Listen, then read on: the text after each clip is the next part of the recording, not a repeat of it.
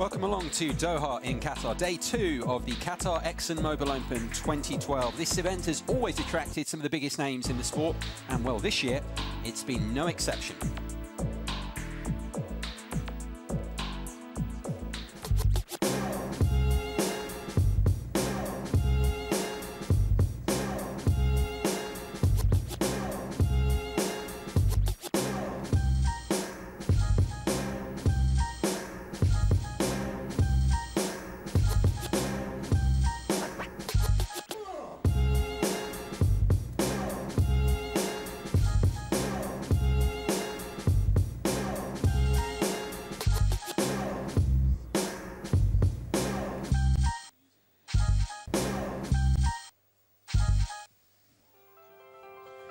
Good to have you with us here in Doha. It's Guy McCree here in the commentary box, Jason Goodall also with myself, Robbie Koenig and Barry Cowan you'll also be hearing from throughout the course of the day. Lots of action, lots of packed big names to look forward to. Tsonga, Nadal, Federer and Monfils. It really is quite a card here at the Khalifa International Tennis Complex. And I guess the pick of the bunch, Guy, there would be the Davydenko-Federer affair, wouldn't it? A repeat of last year's final, and of course let's not forget Davydenko was champion here 2 years ago, where of course he beat both Nadal and Federer in that tournament in order to raise the trophy. So I think that's going to be a stern test for Federer, who's coming off a couple of losses in that exhibition event in Abu Dhabi. And of course you can't get better than watching a couple of Frenchmen as far as pure entertainment's concerned. So it should be a fantastic day's play. Ladies and gentlemen, the players are ready. Let the games begin. Please welcome a wild card from Tunisia, 27-year-old Malek Jaziri.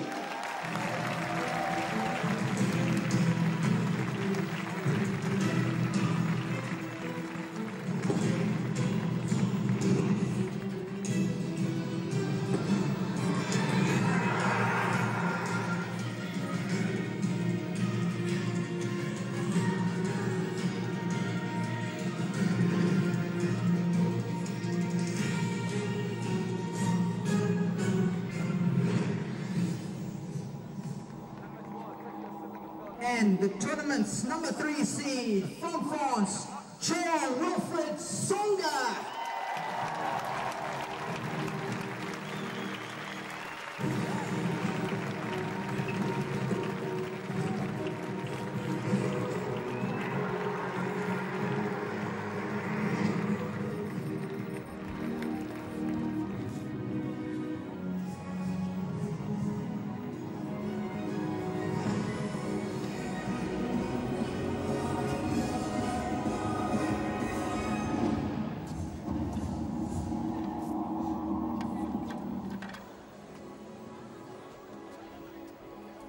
Really is so exciting, isn't it, Jason, here? I mean, that's no disservice to the opening day. Viewers might have called our coverage and everything, some good tennis played there, but really the anticipation here, the big names in action, all of them here on the centre court today. No, it's fantastic, and I think this is when the tournament really starts. We saw a few of the lower seeds play yesterday and get through their opening matches, but this is what it's all about. I mean, it's so good to have 4 huge names at this particular event, because of course it means that we get 4 matches in a row of the very highest standard. Good afternoon, guys. Everything the same, huh? 6 balls, 7-9, all the night covered. Machine called the net. You have 3 challenges per set. Please do it in timely manner. Any questions? Tsonga.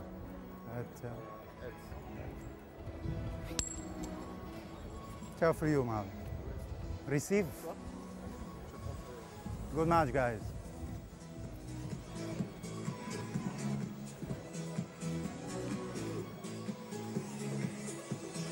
So the toss complete and confirmation of this opening match. All 4 matches, as Jason was telling you, featuring the big names. First of all, Jo-Wilfried Tsonga, semi-finalist here last year in his first appearance here up against this Tunisian wildcard, talented Tunisian wildcard, Malek Jaziri, the first match of 4 that we're bringing you here on the centre court here this afternoon.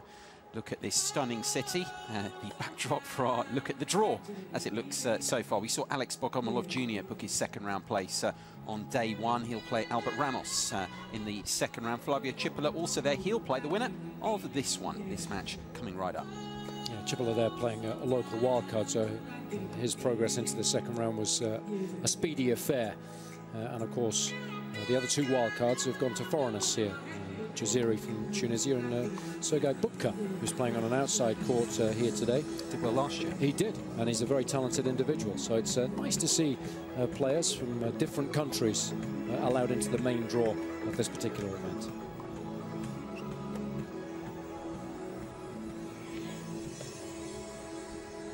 Huge opportunity, this one for Malek Jaziri of Tunisia. As Jason was telling you, wildcard entry, the top-ranked Tunisian, almost 28 years old.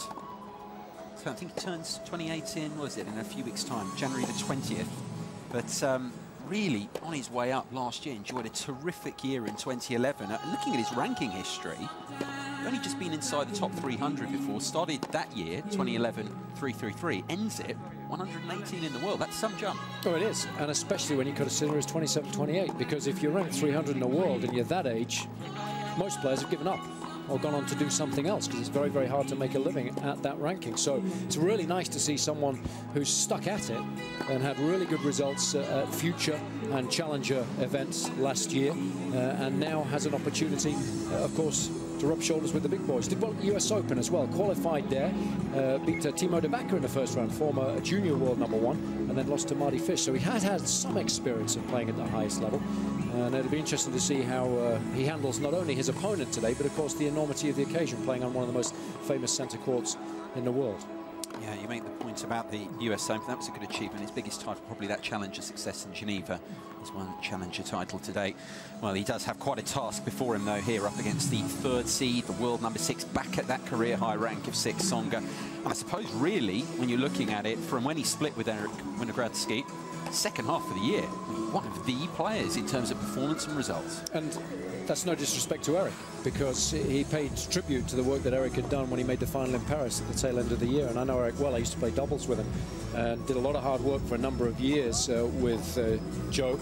But I think it freed him up when he didn't have a coach in his corner. And he said that was one of the reasons why he split. He just wanted to play his own tennis. And he's very much one of those expressive players, isn't he? He wants to get out on the court, wears his heart on his sleeve, and show everybody how talented an individual he is. And sometimes he felt a little constrained by the game plan that they discussed prior to the match. And of course, the big result, Grand Slam-wise, was at Wimbledon, beating Federer from 2 sets to love down. First player ever to do that at a Grand Slam against the Swiss former world #1. And then, of course, he backed it up by beating Federer in Canada as well. Finished the year very strongly. We know he's one of the world's best players indoors. And year-end championships were superb, weren't they? So if he can keep that going, I think we can expect great things from this season. Yeah, it really was a terrific end to the year for Tsonga. Titles in Metz and Vienna, and then the final in Paris, and also the final, those consecutive losses to Federer. But it doesn't mask the fact it was a terrific run of results. These two haven't met before today. Tsonga the favourite. Let's see how this Tunisian wildcard shapes up. Can he raise his game here on this illustrious show court, one of the great show courts in world tennis this now, the centre court here at the Khalifa International Tennis Complex. This is the man in charge, Mehdi Somat, the chair umpire. This first match of the day, first of 4, Nadal, Federer and Monfils, all to come. It's going to be interesting, isn't it, to see, as we've already mentioned, how nerves affect his play, if at all. 2 ways to view it, isn't there?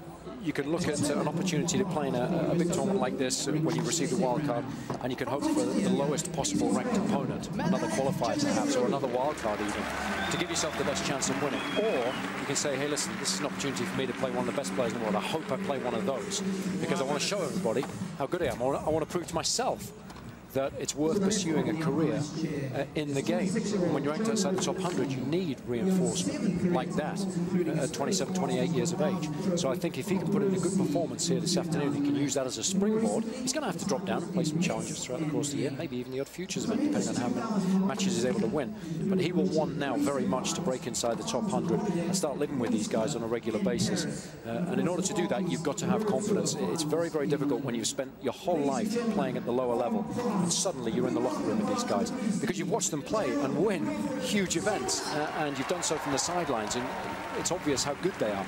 So, you know, sometimes as a player at this late stage in your career, when you do start to have the opportunity to play them, you can put them on a bit of a pedestal, you know, and you've got to guard against that. So I think it's going to be fascinating to see what kind of start he gets off to today. If he can live with Tsonga for the first 2, 3, 4 games, a couple of service holds under his belt, I think he could do well. But if not, then of course it might be a struggle because he's a great front runner, isn't he, the Frenchman?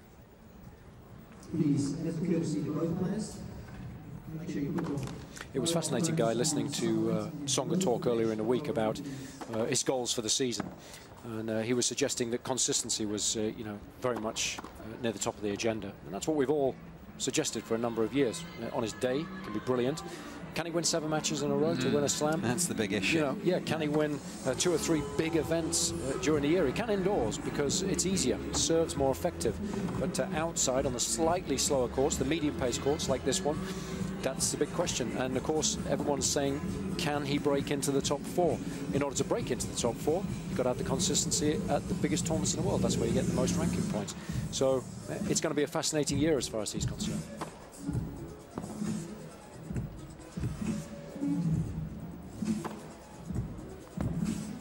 It's funny, although he's ranked 6, think of him as top 5 for him, and he may well go on to do that. But as you say, the 4 guys, the top 4 guys, it's another step altogether, and it is down to consistency, something that he has shown to a greater degree in the second half of last year, particularly. One of the top players in the world, Tsonga, one of the top draw cards as well. Really, really exciting to watch.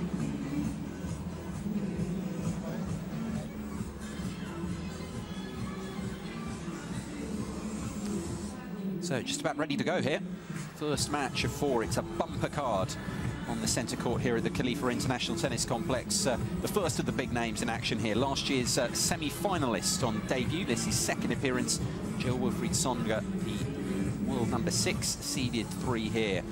To remind you, as if you need reminding, Rafa Nadal, Roger Federer, Gael Monfils, all to come. But this is our focus first up. Tsonga against Malek Jaziri.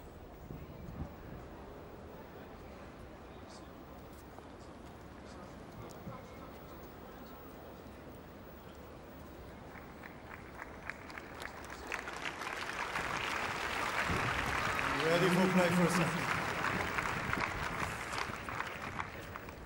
Jo-Wilfried Tsonga to serve. Play. Ready to go then. It will be the 3rd seed, Jo-Wilfried Tsonga, to get us underway here on day 2.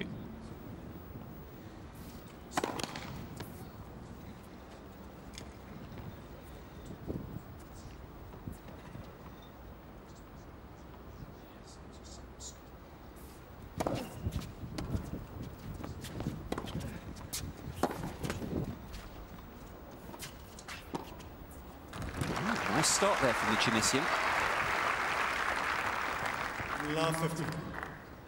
Yeah, it's going to be so important to read Tsonga's serve and get a few balls back in play to at least feel like you're involved in his service games. And then, of course, you're going to have to deal with your own serve really well in the early stages.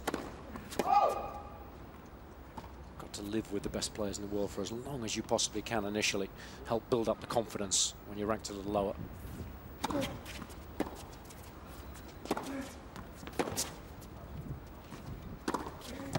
That's emphatic. And as you pointed out as well, just to, if you can hang with him for a few games, maybe just take advantage of any vulnerability that Tsonga might be feeling as a top player in his first match of the new year. It's always the best time to play these guys, if there's ever a good time. It's early on in the tournament before they've had an opportunity to play themselves into form.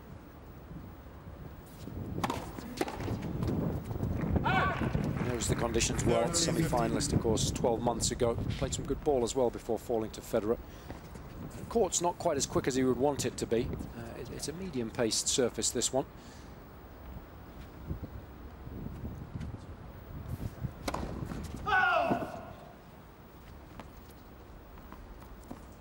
It's pretty windy out there, gotta say that. Much windier than it was on day 1.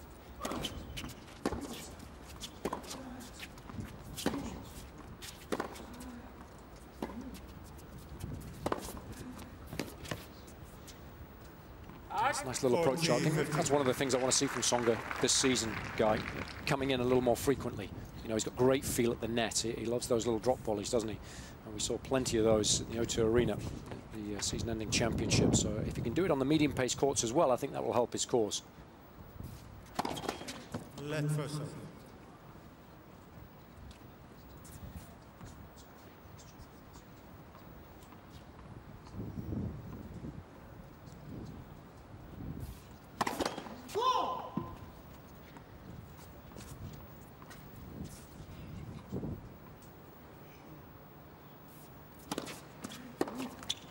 Game Tsonga wraps up a first hold. It's just the 1 point on that service game. Good start from the Frenchman.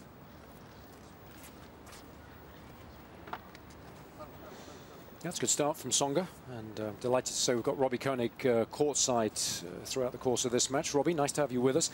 Just tell us a little bit about the conditions there, because when I arrived at the stadium today, it was noticeably windier than it was yesterday, but the stadium is such that sometimes it's not quite as windy down there. How is it today?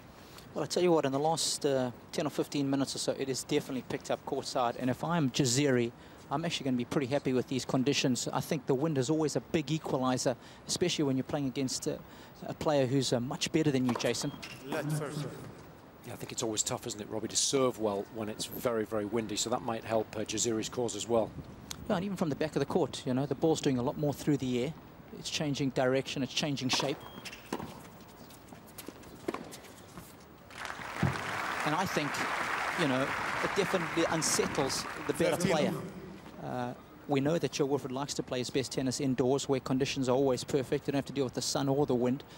So, you know, I think pretty good conditions for Jaziri to at least make an impression on Tsonga. I'm not going to say he's going to beat the guy, but certainly make a good match of it.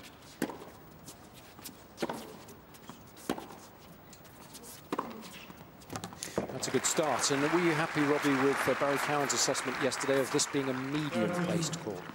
Yeah, I think it's fair. I saw it receiving the slice pretty well. Stays nice and low, so I think it gives guys the opportunity to come forward and use that tactic. But I think it also gives you opportunity to play from the back of the court, as we see Jaziri doing there. Just enough on that shot to hit a winner.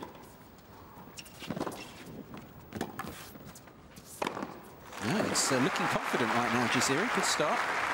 It's interesting what Robbie's saying there, I mean, about the court, because, of course, it's plexi-cushion, but even within plexi-cushion, there can be some little differences. I mean, the ideal thing is here, the same surface building up to the Australian Open, but conditions, just how the court plays, you can have different paces of plexi-cushion, so to speak. Yeah, it depends how gritty the top of the court is, how much grit they put into the paint. The more, of course, the more the ball checks, so the slower the court is. Not much grit in there, the ball's going to skid through a little bit. It speeds the court up.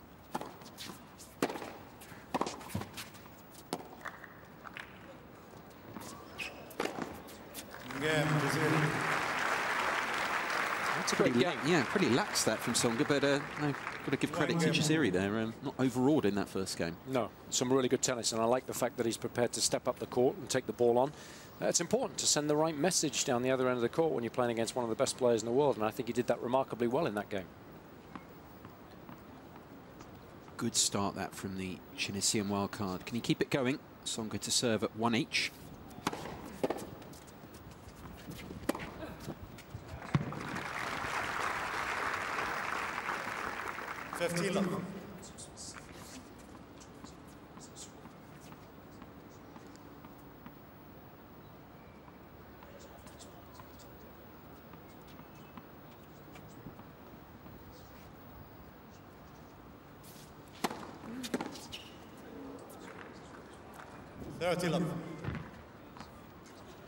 Robbie, just give us some specifics on the wind down there. Is it swirling or is it blowing in one particular direction? Well, I think for the majority of the time, it's blowing in one direction. It looks like it's coming from behind Jo-Wilfried at the moment. Oh, that's beautiful. What he's all about. Wonderful field. Yeah, but, I mean, as you know, I saw you guys courtside yesterday. When you've got a stadium as steep as this, once the air does get inside, it can gust, and that makes things really awkward for the guys. Jo-Wilfried did pretty well on this occasion. But certainly the higher balls, the slower balls are going to be affected by conditions. Fantastic return. He is not overawed. 40-15.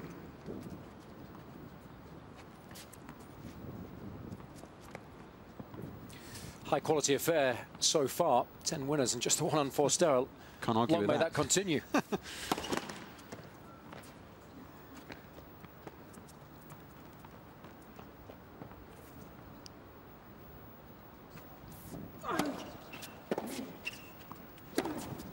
There's another. Tsonga wraps up another facile service hold. 2-1 the lead for the Frenchman now. Early stages of the opening set of this one.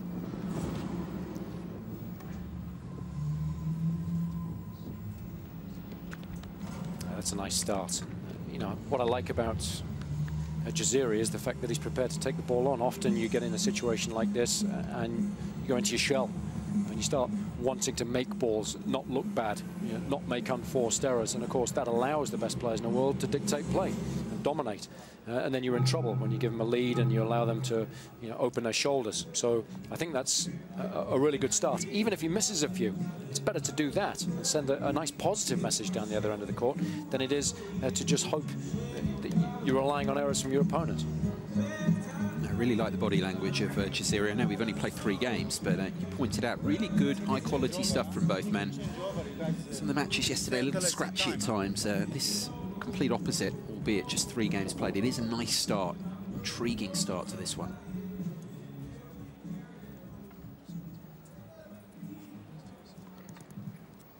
Time.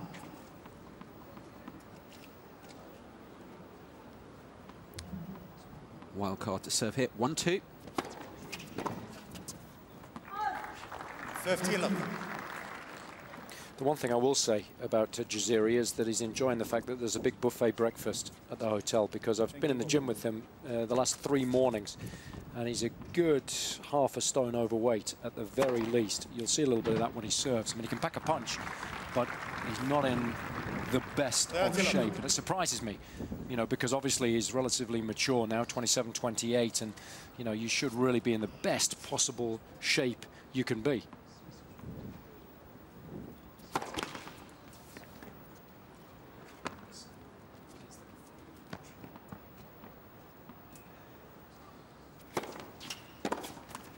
No, it's a good point you make, Jason, because I mean the point is, as you say, at the age he's at now, he's had time to work out, not just time on the tour playing tennis, also just time to work out your body and everything. You're growing, obviously, even to 23, 22, 23 years of age, but beyond that, you should have really worked it out by now and settled. Yeah, you can't make the excuse of having a bit of puppy fat there, can you? You know, and I think also, you know, it's the one thing you can control. So why would you not be in the best possible shape that you could be?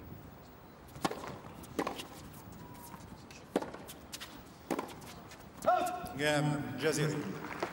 A confident service game from Jaziri. Love hold, 2 each. Jason, just to pick up on the point that you were making, we often have this discussion about players being in the best possible shape. And you're right, there's absolutely no excuse, because it is something that is totally within your control. You know, if you're 5'8", chances aren't good that you're going to have a big serve. You know, those things you can't control. Sounds like you're speaking from experience there, buddy. Not when I got those 6-inch shields on, but...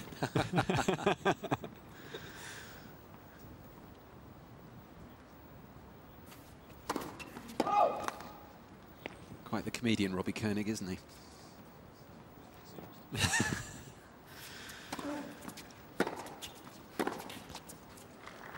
Robbie Koenig and David Brent keeping the Cuban heel manufacturing business alive and well.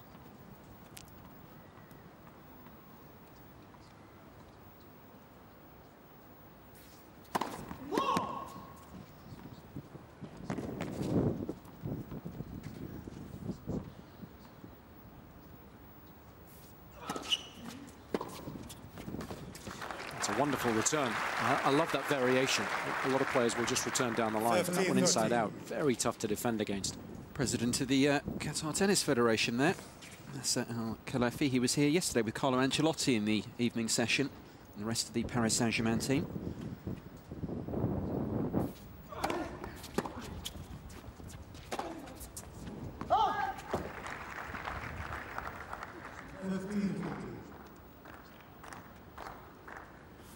Really doesn't look so settled right now, Tsonga. Perhaps troubled by the wind, whatever. It's Jaziri who has the first chances of this one to break serve.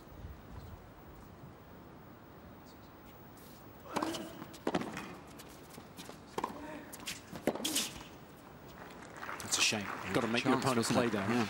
You know, guys coming in, it's a good approach shot, but you've got to test his nerve. It's a little more difficult for Jaziri because he's got the single-handed backhand there, so when he's under pressure, it's tougher to draw that one back into court. Chance to make amends here, still break point.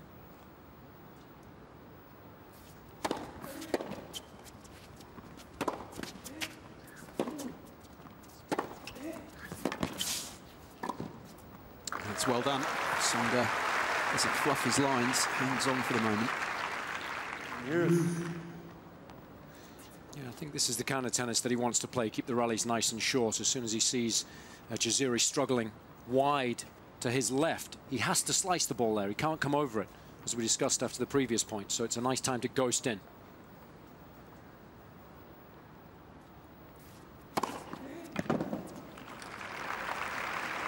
First ace for Tsonga.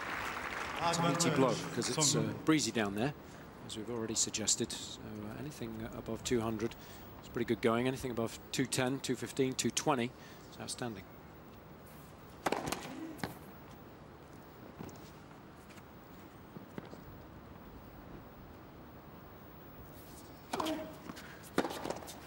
He holds nothing back there. Jaziri takes advantage of that serve. Fantastic court position. Took that ball so early, well inside the baseline. You know, and it's not like Tsonga's got a poor second serve. He's got a good kicker on him. But that was a predetermined play. He knew exactly what he wanted to do before Tsonga made contact with the ball. Oh, that's even better. Fantastic. Brings up a third break point of the game. Advantage Jaziri. Well, there are very few players that are able to take Tsonga's first serve as early as that and return it with interest.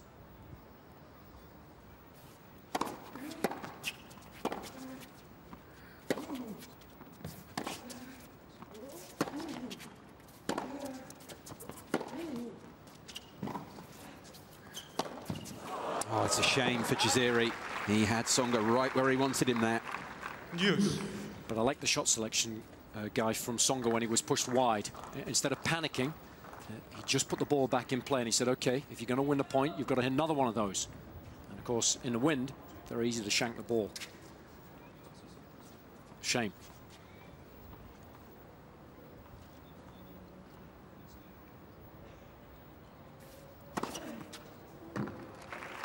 Didn't read it that time. It's going the wrong way. Advantage Tsonga.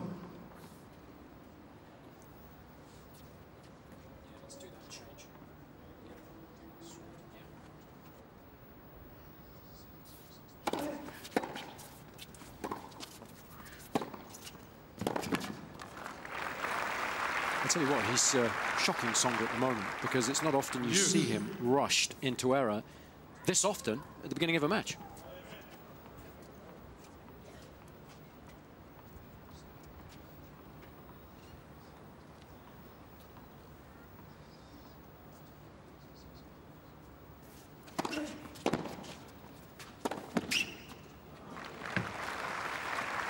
No, Jason, you're 100% right.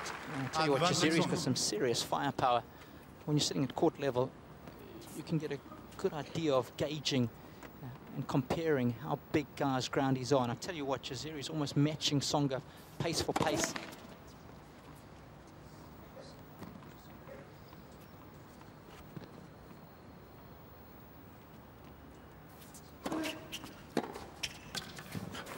There it is again.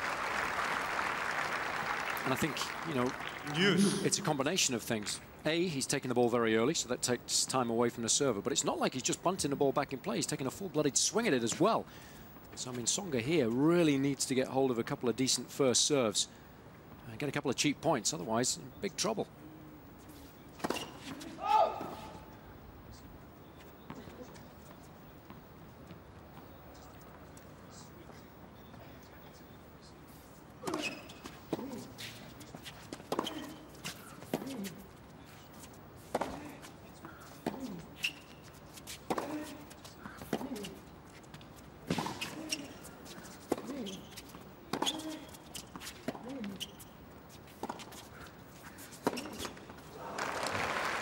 It's a point that was easy on the eye. Now, the interesting thing is here, you can see Tsonga dictate to other players. Roger Federer's made the point before, but here, early stages, and it's the taste of his own medicine, so to speak, here, because Jaziri is firmly taking the game to him. I mean, you know, obviously he's handling the occasion well, and when you've got nothing to lose, you can do that when you've got the firepower and it's working well. You know, the big question is if you can keep this up when it gets to, you know, 4-all, 5-all, tie-break time. It's a lot tougher then. Game Tsonga. Well, that was a real challenge for the Frenchman, but he survives it, comes through it, saves the 3 break points. Tsonga leads. And there are no breaks as of yet. Tsonga 3-2 opening set.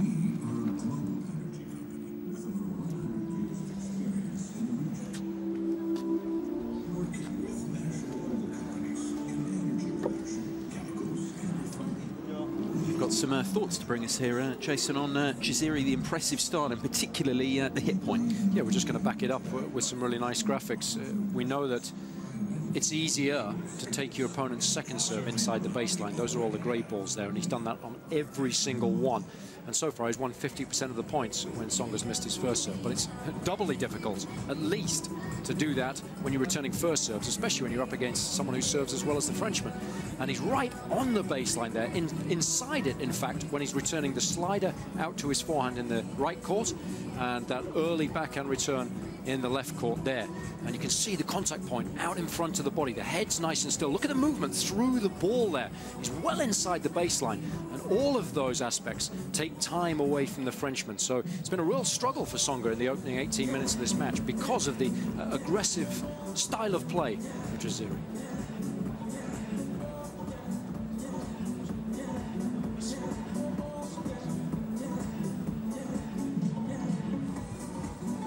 Time.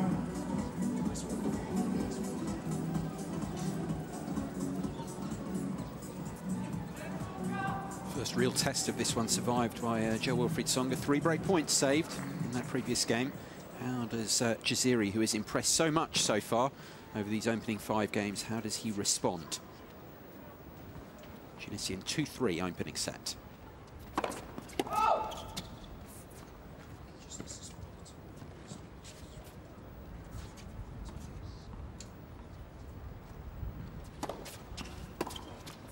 Nothing wrong with attempting a little old school action there with the chip and charge off the second serve. One of the great plays when you're up against someone who's coming forwards all the time is to take the net away from them. But of course, Tsonga not quite being as aggressive as Jaziri at the moment.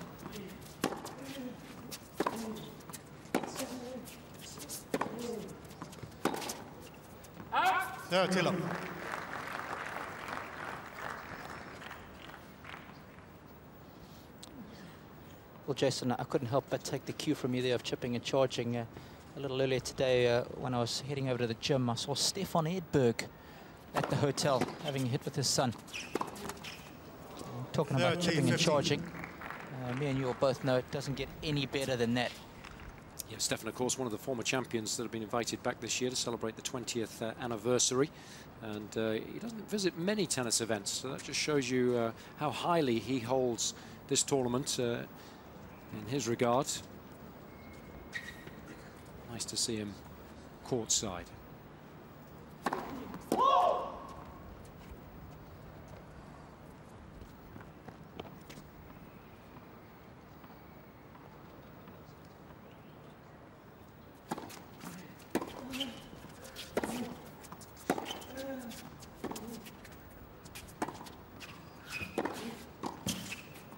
beautifully done. Expected of him, though. 30-all. Funny thing is with Tsonga is we talk about the great volleying, finesse volleying, but he also sometimes is a bit lackadaisical at the net as well and misses volleys that are very makeable. And that's something I'm looking for from him this year, is just to be a bit more concentrated at the net. Yeah, he's got the talent. Do the basics well. Yeah. And then finish with a flourish when you need to, or when you can.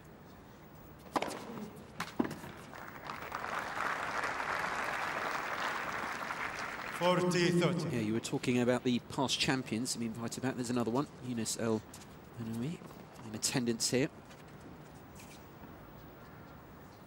Beat Felix Mantilla, 2002 titleist here in Qatar.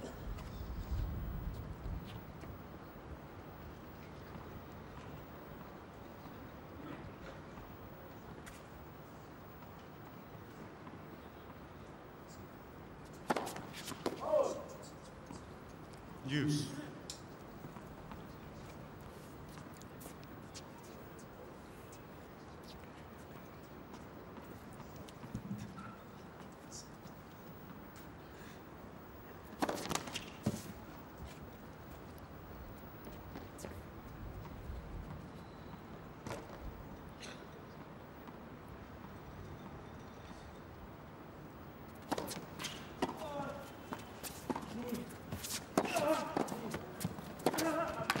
Should have made it, just lost his balance there a little bit. It's an interesting stage of this opening set, though, because, you know, started the match all guns blazing. But we've been going a good, 25 minutes or so now, and the big question is, can you keep it up? He did well to make that volley. It's not easy when you're volleying away from the ball coming at you. And Tsonga knows that he should have done a little better there, and probably would have done had he not lost his balance.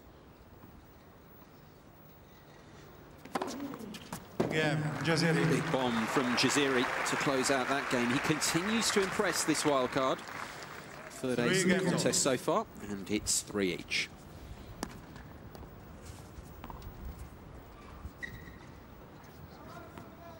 It's interesting when you speak of wild cards, because historically, especially early on in this event, when it first started, wild cards were relatively weak, and whenever you played against a wild card, you knew you pretty much had a cupcake of a draw. But over the years, especially with this tournament, they've started to breed more and more better tennis players in the region.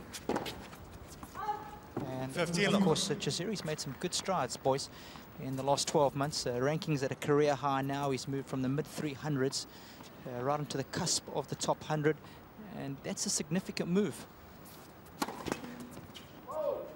Especially so when you consider he's 27, almost 28 years of age. Very rare that that happens so late on. 30 love. Yeah, and of course, he's qualified at the US Open last year, won a round there, and has done pretty well at challenger level, so he's certainly paid his dues, and I think that's one of the reasons why he's certainly not overawed in this situation. 40 love. Nice use of the slider there from Tsonga. Seemingly moving through this game a bit more easily than he has been doing on his own ball.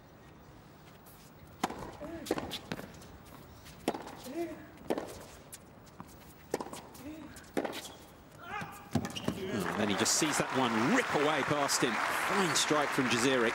Such a good shot there. He's under a lot of pressure there, and that's the last shot that Tsonga anticipated, because he thought he was on top in the rally. And I think at very worst case scenario there, he would have felt Jaziri would have gone cross court.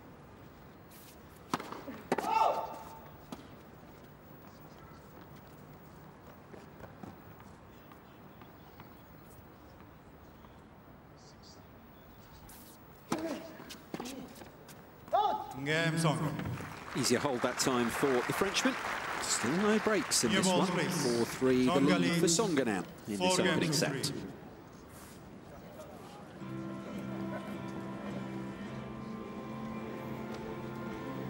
Yeah, I think when you've got enough experience, and certainly Tsonga has, you can understand the fact that the guy's opening his shoulder's got nothing to lose, and you understand that it's necessary just to weather the storm. So you take care of business on your own deal.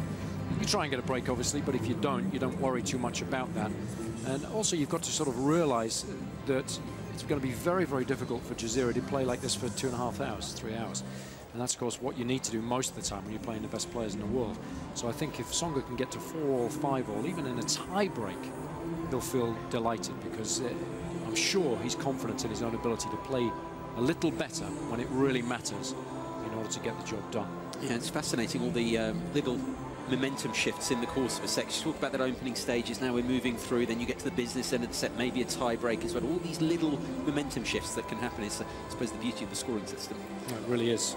It's what makes tennis one of a very different sport to a lot of others. So many different things to consider throughout the course of a set.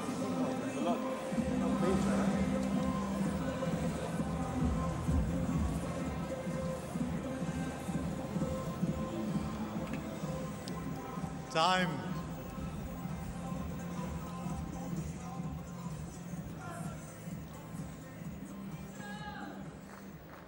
Tsonga in discussions there with the chair umpire. I'm not exactly sure what about, but he's made his way back out now.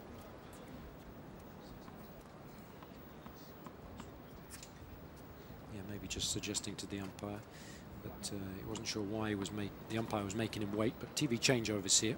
It's part of the rule when tournament's been televised, they should wait in their chairs until the umpire calls time. They haven't really been doing that so far this week.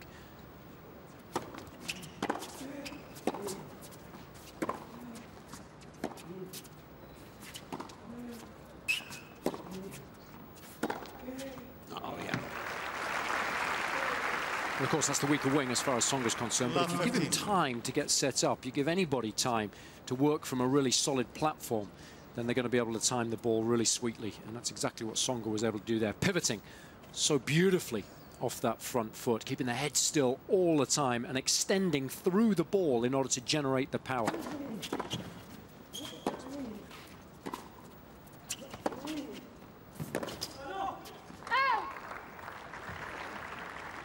15 all.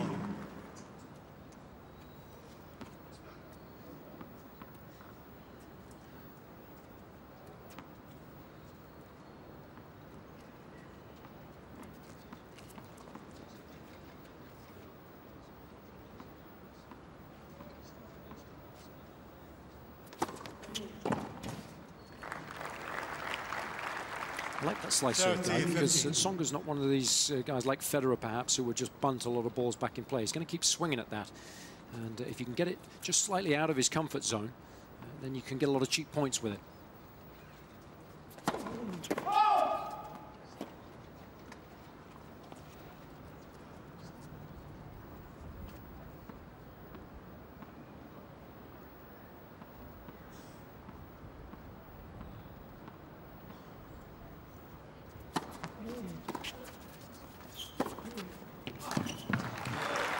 Just finds his mark there. 40-50. One of the toughest shots in tennis, this, I think. When you're running around your backhand, you're trying to approach to your opponent's forehand up the line over the high part of the net. You're trying to hit aggressively, but you've got to hit enough spin to get it up and over. Absolutely wonderful, that. Tsonga challenging the call. Challenge from Tsonga. I like the little wry smile from Tsonga in the previous point. Well, again, he's impressed with his opponent. Well, and also, come out. what he's saying to himself there, Guy, is there's no way this guy can keep it up. Yeah. You know, that's why it's a little wry smile. Wonderful serve there. Back edge of the line. Jaziri. Really effective service game once again from the Tunisian. Tsonga has 2 challenges remaining. Half an hour played, and there is basically nothing to choose between these two. Can Jaziri keep it going?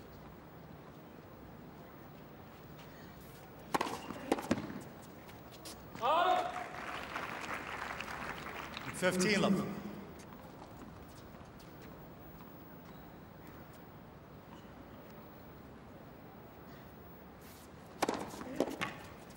Love.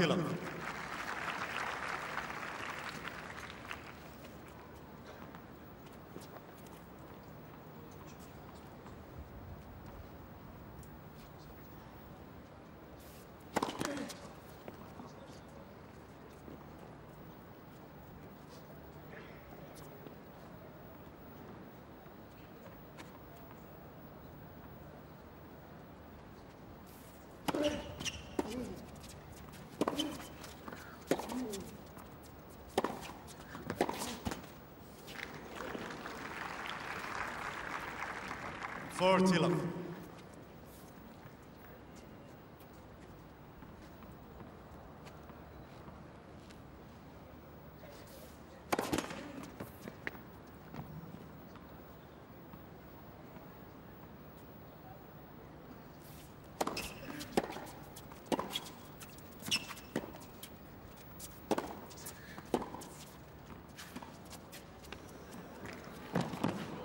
Oh, yes. Not a bad drop shot from Tsonga, but Jaziri there and then some. 40-15. Yeah, just gave it a little bit of a fake as well there. Nice little showboat from the wild card. Knew he was going to be able to make the distance. Lovely little field. Let first serve. Didn't give it the Roger Federer there, did it? French Open. It's dangerous at 4-all in the first set, the first round.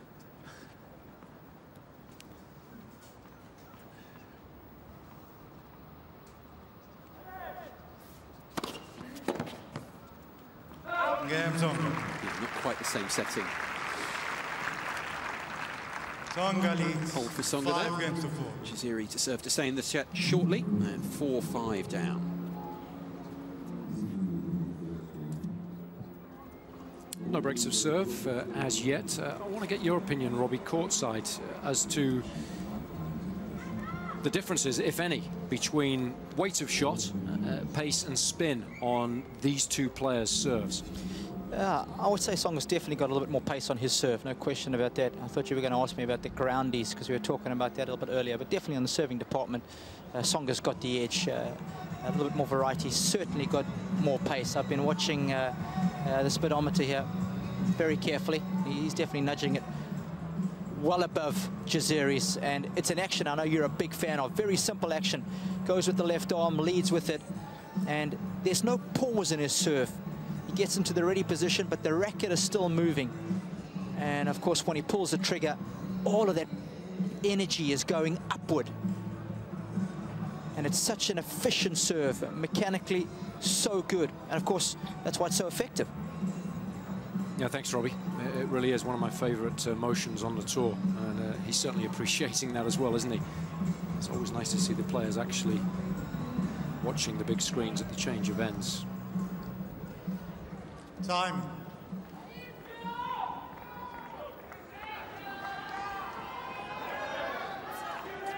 He's acquitted himself so well, this Tunisian wildcard, but here first real test of his nerve, serving to stay in the Open at 4-5.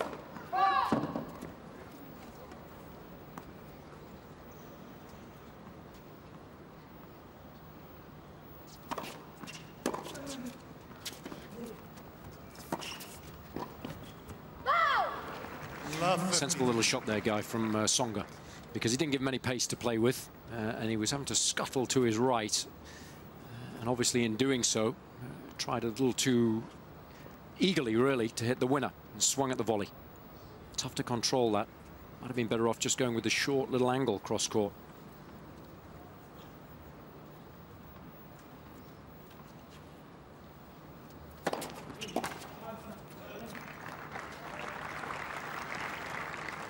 $15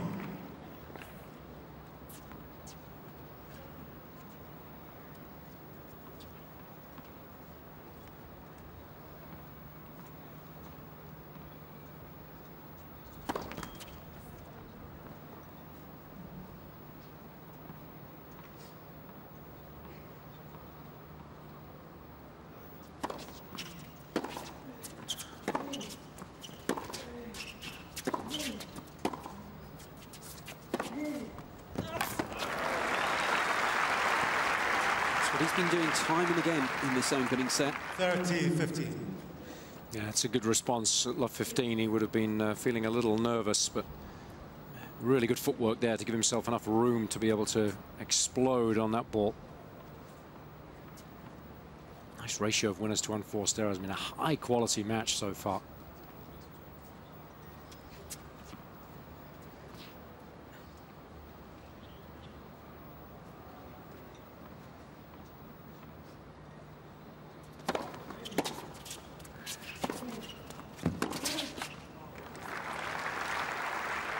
Notice again. He's not afraid to go to the Tsonga forehand either.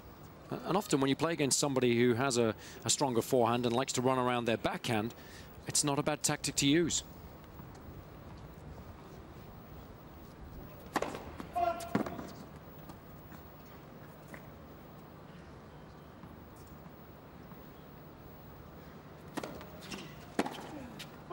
Yeah, Jaziri. Rises to the challenge, answers the questions once again. He's still right in this set, the Tunisian. 5 games on. Still no breaks.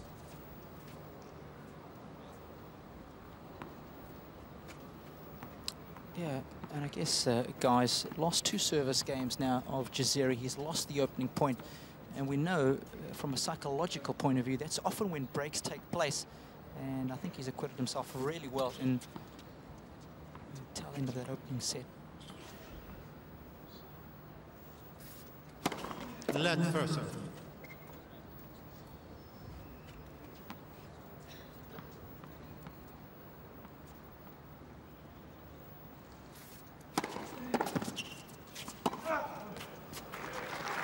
He's using the pace of the serve really well, and there's nothing wrong with going hard and deep up the middle, because as a server, you're moving forwards into the court at the end of your motion.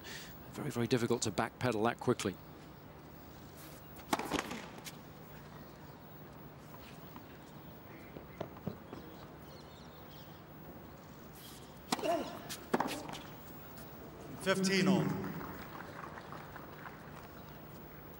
One of the most impressive things as well about Jaziri is that, you know, he misses a ball there or whatever. By all accounts, not going to let it affect him. He's just going to keep playing, and especially with his win is 1 forced error ratio as it stands. I mean, you can't blame him.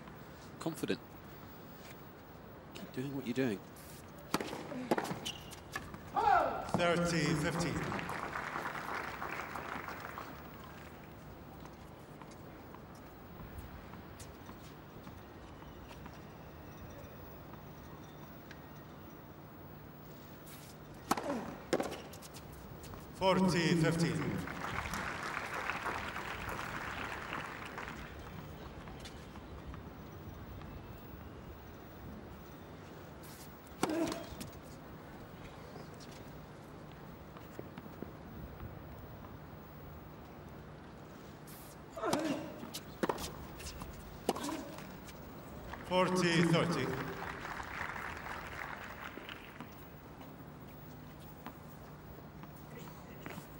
Again, it's all about balance, isn't it? It's much more difficult to make good contact with the ball if you're losing yours.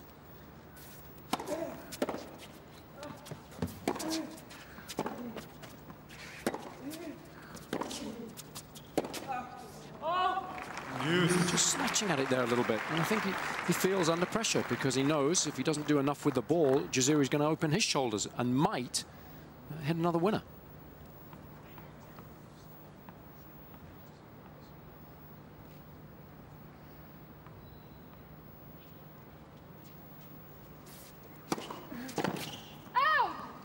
Advantage Tsonga.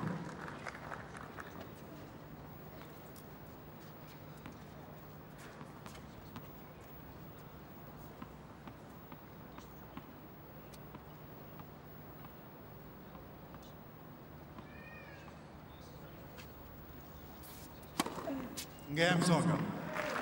Good ending to the game for Tsonga. He's number 4, taken to juice, but he holds on. Tsonga leads 6 games at least the to tie 5. break, of course. Can he finish it, the set, a little bit quicker than that? We'll have to wait and see.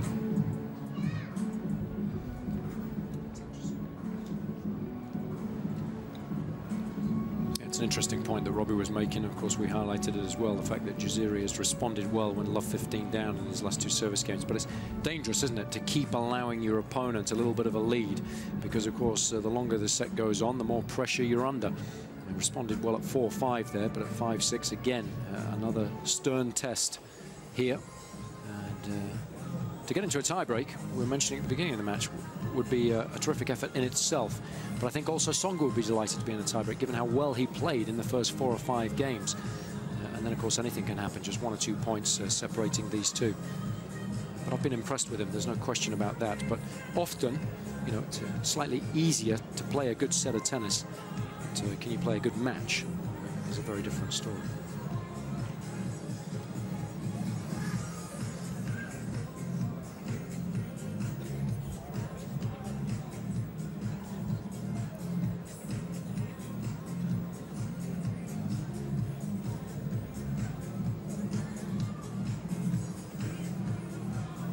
Time.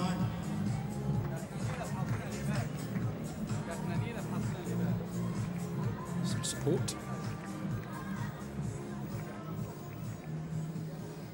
Be pleased with how their man has gone about things here. Very pleased, in fact. Many people are giving him much of a hope coming in here. He's right in this still.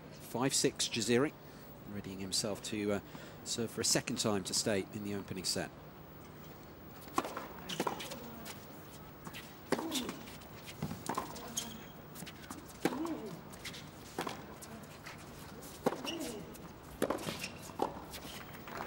Well played.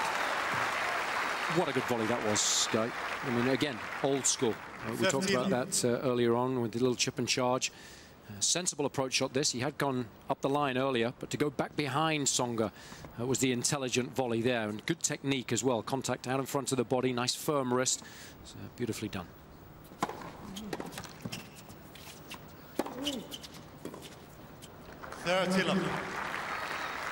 He's not allowing Tsonga to get into any kind of rhythm at all. He's hitting big ground strokes like that, then suddenly on the next point he's coming in, and he's hitting big serves, taking the return and coming into the net. Uncomfortable position for Tsonga. Hasn't been able to settle.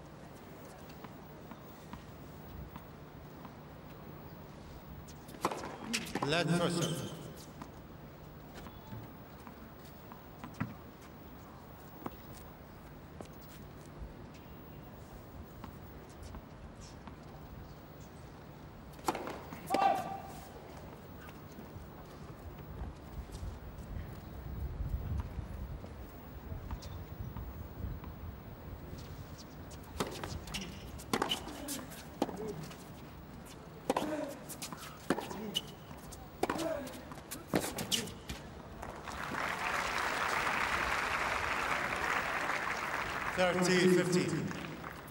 Yeah, the wind's got up again. It just dropped a little bit, but now, again, it is a significant factor.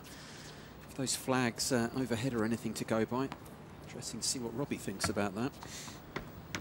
Definitely seems like it's got up again at this crucial stage that we've reached of this opening set. And that's the problem when it's ever changing. Yeah. As a player, you don't really know how to combat it.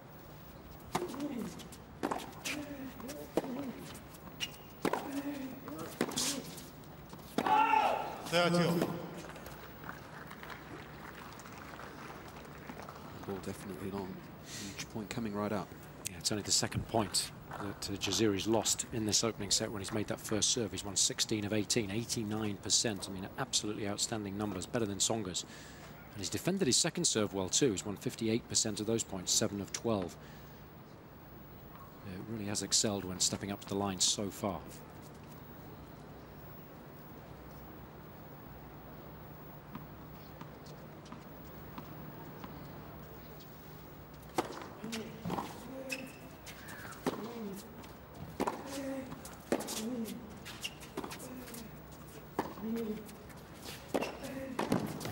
Oh, that's a shame. Made it. Yeah, technique just let him down. Perhaps with one eye on the open court there. Nothing wrong with the approach. Nice and deep. Tsonga didn't really time that passing shot, but Jaziri guilty of taking his eye off the ball. Swinging a little too wildly at it. Absolutely. What a time to create a first break point of the set. It is also a chance to close this one out.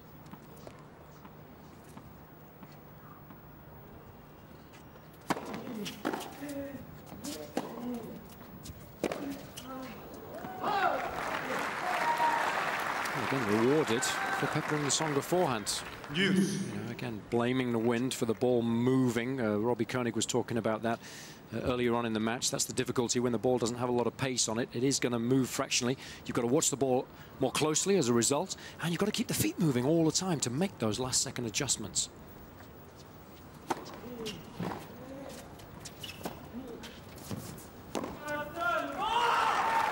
Doesn't get hold of that either, and some emotion from the Frenchman. Advantage, Jaziri. Well, he's waited a long time, hasn't he, Guy, for an opportunity. Well over 3/4 of an hour. And he feels like he had one in this game, but he's letting it slip at the moment. Way too deep there to be attempting such an aggressive pass. Ball was way too low.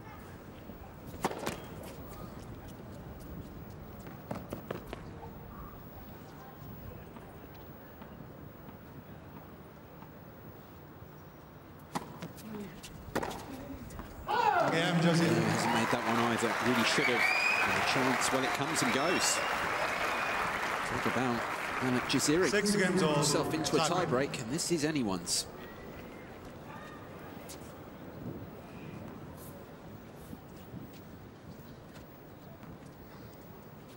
I'll tell you, boys, Tsonga is chuntering away to himself down here on court, and he is definitely being affected by the wind at the moment. No question about it. He's looking up after every point that he loses. 1-0. Those two backhand approaches that we saw from Jaziri that got him out of trouble in the previous service game. Knifed. But once they hit the court, the wind kind of held them up, and that's what's put Tsonga off his passing shot on both those occasions, Jason. Thanks very much, Robbie. Spot on as usual.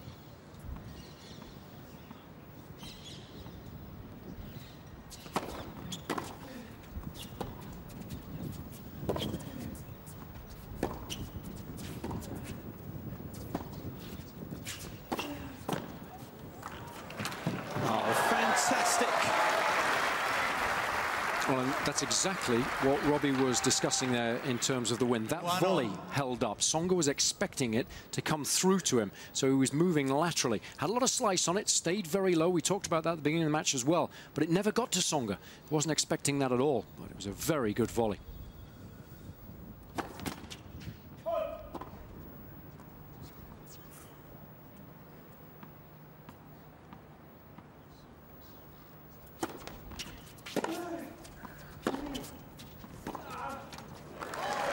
So this is the fact of playing tennis. You've got to play in different conditions. He's got to rise to the challenge here. You don't play the whole year indoors.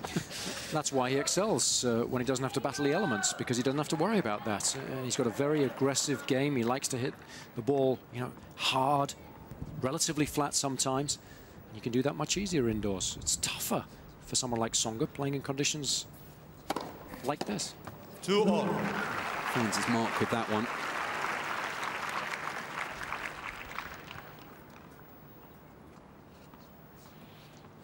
And of course, gentlemen, the amount of tennis that Tsonga's played of late has all been indoors. If you think back to the last time he would have played outdoors, when would that have been, guys? Maybe Shanghai, but even their conditions are pretty much indoor-like. Yeah, it's a super shot. It was the first mini break. And what I like about that guy is, you know, we suggested earlier, it's easy to do that when it's 1-love, 2-1, 2-all. It's tougher to have the courage to do that when it really matters in the tiebreak.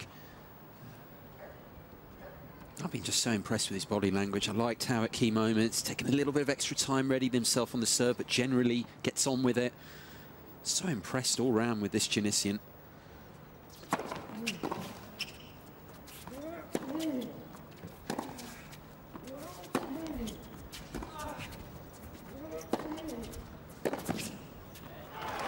Done there, though. That was a sensible shot from Tsonga. It almost looked from this position like he was hitting that into the wind. So it was a little high percentage play as far as he was concerned. And plus, Jaziri had to move to his right there to cover the line. So the shot selection was outstanding. Just dropping the racket head below the ball in order to brush up the back of it to get the necessary spin. But of course, he hit that right on the end of the racket. So a little fortunate, gave him a little too much credit initially, praying that the ball was going to go in. Figure of focus.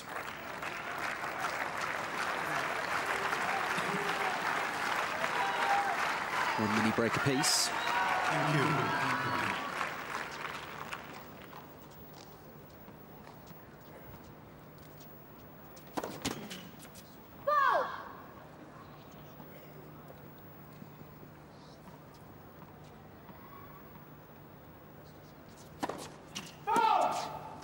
Dearie me.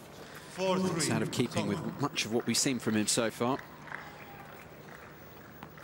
The first sign of nerves, and it's going to be tough now. He's going to put that to the back of his mind. He would have taken this scenario at the beginning of the match, and that's what he's got to tell himself here. Yep, Tsonga still just with the wafer-thin advantage, one mini break up. Let first serve.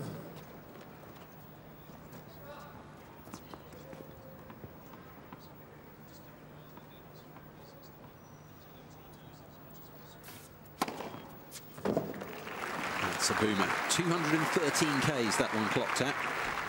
2 points from the set, Tsonga. 5-3, Tsonga.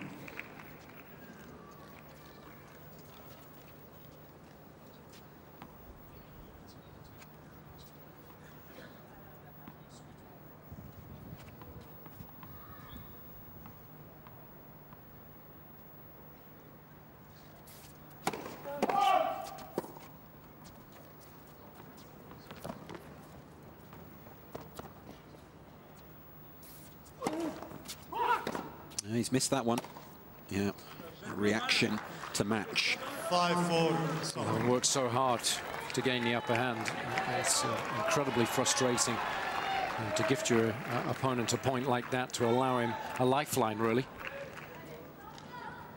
First double fault of the match for Tsonga, that one. Continues to hang his emotions out there.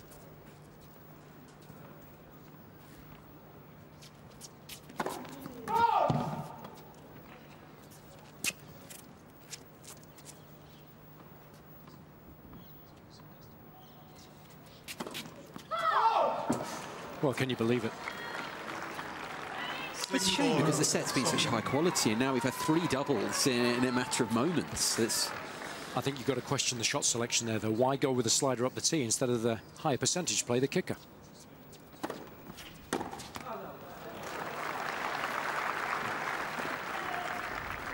6-5. Tsonga.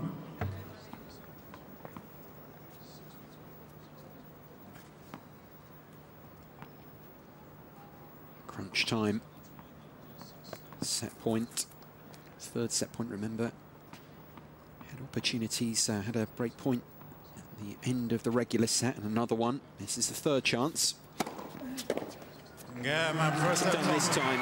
A real battle that for Jo-Wilfried Tsonga. Maybe he didn't expect it. His opponent pushed him really hard, but in the end, Tsonga still managed to snaffle the set. 7 points to 5 on the breaker. He is a set to the good.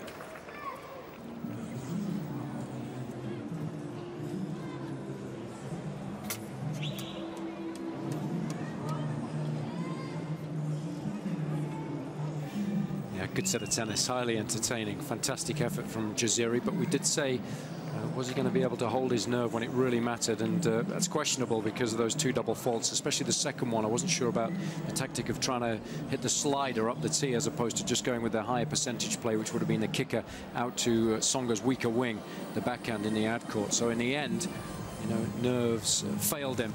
But he's still got to take a lot of positives from that opening set. Posted some really good numbers, particularly as far as the quality of his first serve was concerned. The ratio of winners to unforced errors was outstanding. But again, the experience that Tsonga was able to bring to bear when it really mattered was the difference between the two.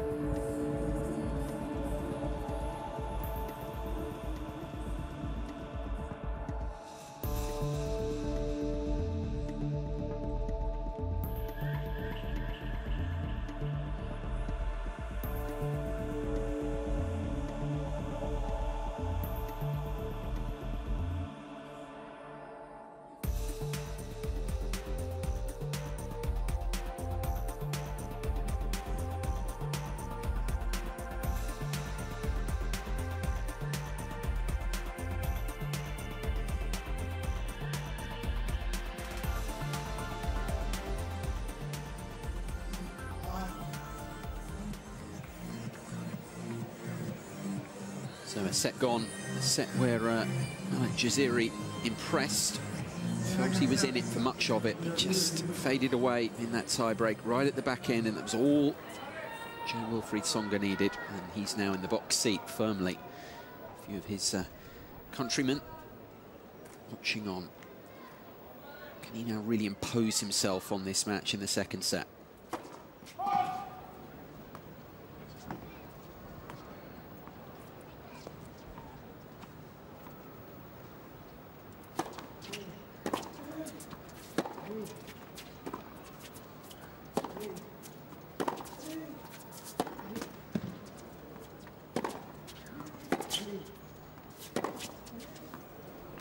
He's made it. Because that's the thing you're really looking for, is he's managed to get the set somehow, get it now. 3rd seed, world number 6. Come on, take it on. Yeah, and I think also, on the other side of the coin, you're looking at whether Jaziri can actually continue to play that well and put the disappointment of the tiebreak behind him.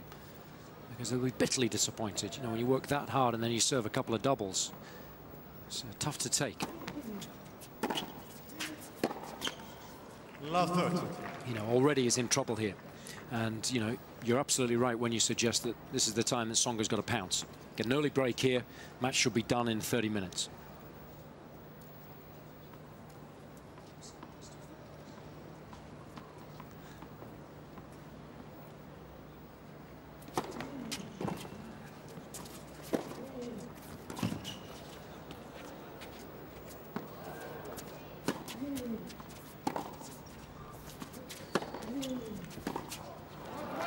That's a poor shot. No need to be slicing that. You've got plenty of time. You can be hitting over the ball there. It's fine to chip it back when you're under a lot of pressure and you push wide of the single sideline, but you know, no need for that there. It's very defensive, especially at love 30.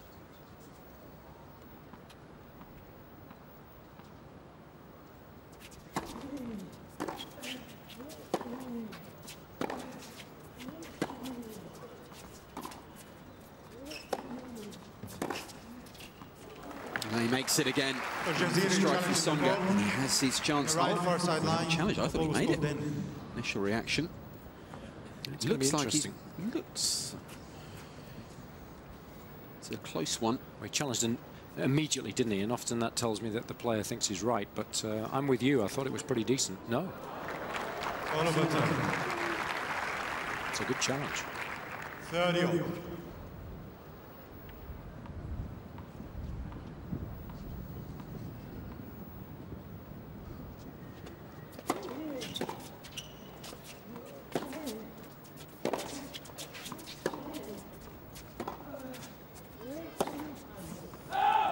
It's an interesting one as well, guys, isn't it? Because we talked about it yesterday, the importance of having Hawkeye on site. You know, he doesn't have the ability to challenge there, and he's facing break point.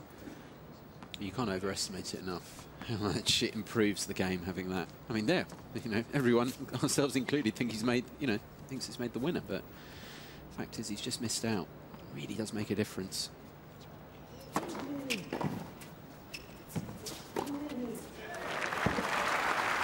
Nice combination. Nothing wrong with Tsonga's return there, just bunting it back in play because he was under a lot of pressure. Always got to ask your opponent the question there. Can you come up with the winner when you're under a lot of pressure? Break point down.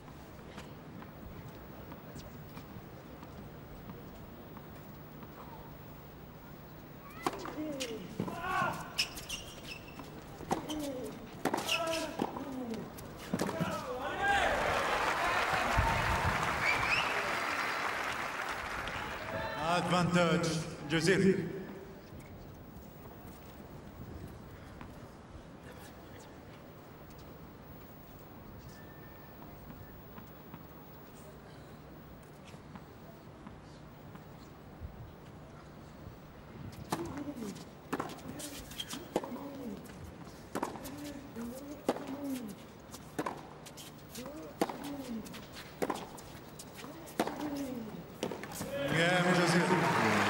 Huge credit there, because you really could have sensed Jaziri maybe falling into a bigger hole, and he manages to hold on.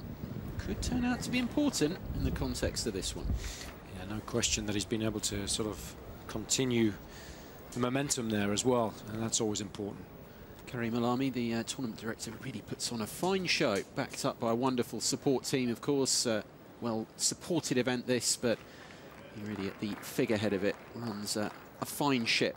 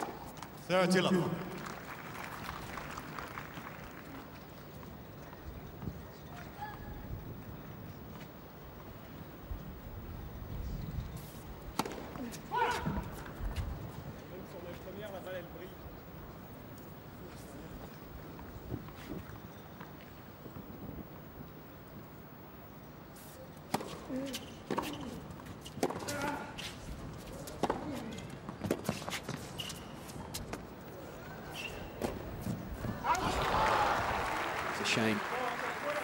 Terrific rally. 30-15. What Jaziri did well there was squeeze the court. Nice little bunt initially, and then gave a little semi-fake, as if he was going to move to the middle, and then squeezed the court. Made Tsonga go a little too close to the line. So nice positional play. That's what good volleying is all about, or good net play at least. It's not necessarily how good your volleys are technically. It's about understanding where to stand, where to move at any given point. 40-15. Sixth ace for Tsonga.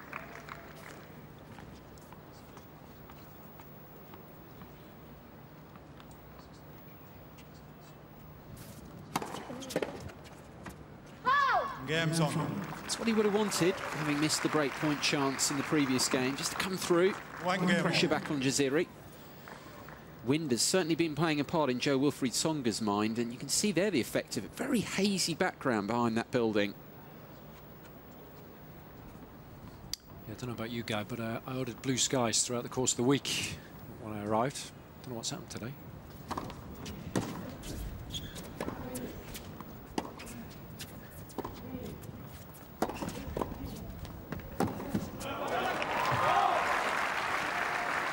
It's interesting, Tsonga struggling on the backhand a little bit this afternoon. Sometimes he's choosing to play with two hands. There, just going with a one-handed backhand, and your contact point is slightly different, so it's unusual to have a player to be able to hit both shots.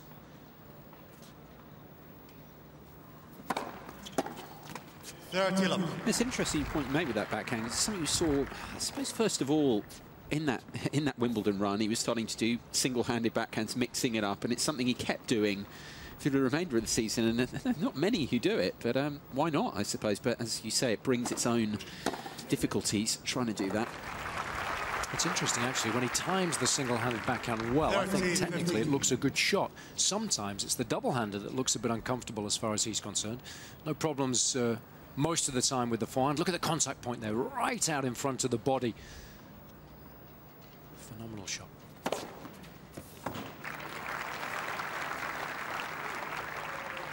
(40-15). Matching Tsonga more or less in the aces department, up to 5 now. Jaziri.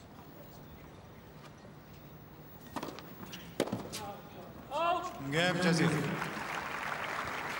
Yeah, straightforward service hold there to contrast with the opening service game that he had in this second set.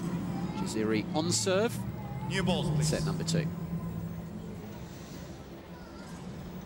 Yeah, I just want to have a quick chat with Robbie courtside, just get his impression, because there was a subtle shift, wasn't there, midway through the first game there at Love 30, a real opportunity for Tsonga when Jaziri might have been a little down, having lost the opening set, but having held serve there and weathered the storm, he's kind of back on track now.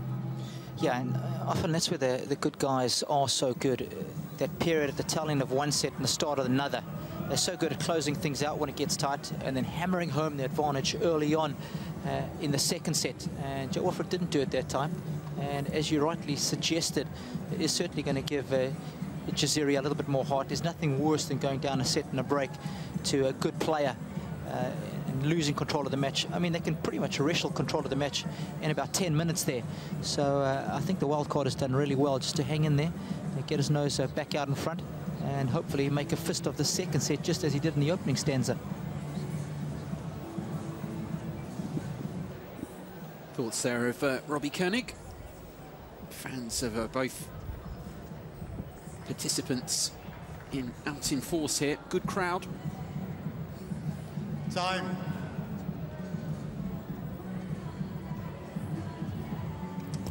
That's some wish to have.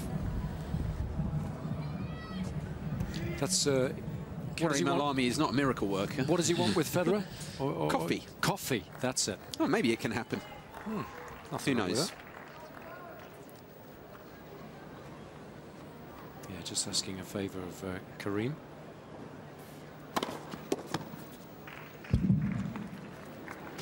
Yeah, I think Fed's got a little deal with a coffee manufacturer, hasn't it?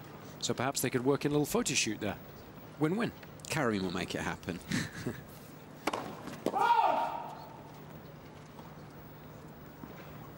have every faith in him. Everything else he does. Yeah, he can do anything in this part of the world.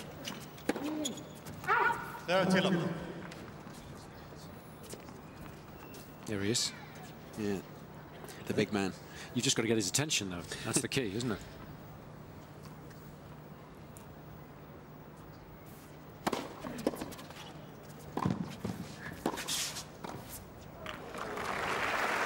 Wonderful combination of shots, deep initially and then nice and short. He's so good at taking pace off the volley. And it's one thing to generate pace at the net. It's relatively simple. But to actually take pace off the ball like that takes a lot of skill. Game's on. Well, that's a trademark service effort from Jo-Wilfried Tsonga. 2 each now in this second set.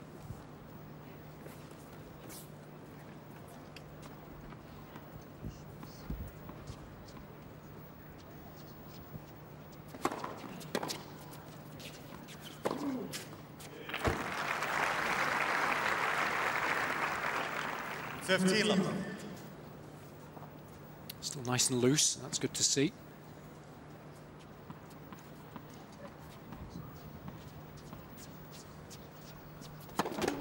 Let first serve.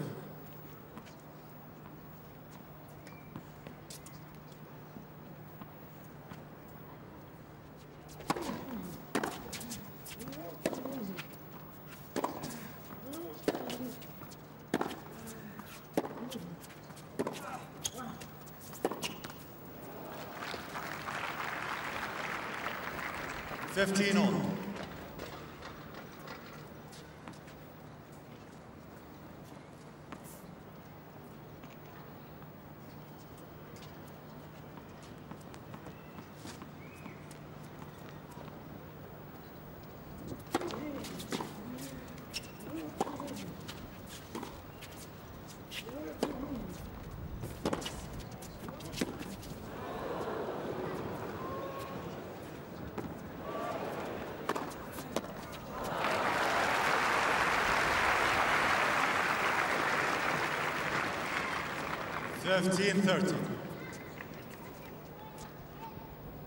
Can often happen when you're trying to attempt to generate a lot of spin because you're brushing up the back of the ball at a great rate of knots.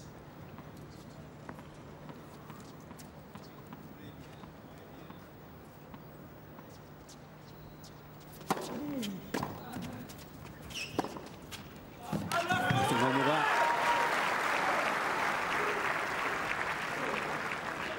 30 all. Tell you, whatever happens in this match, Malek Jaziri is winning some new fans here with his effort. It's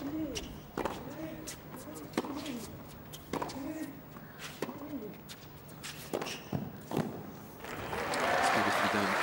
You know, people come along to see the big names and everything, but at the same time, you wouldn't have known so much about this man, and you said it at the outset, Jason. You know, great opportunity for him, and he might be a set down, but he's really showing his quality out here. Posting some good numbers at the net too.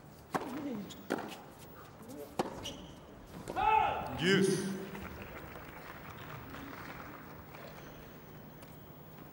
And again, it's not a bad miss. You know, he's going to miss a few, but he's got to stay aggressive. It's served him well so far.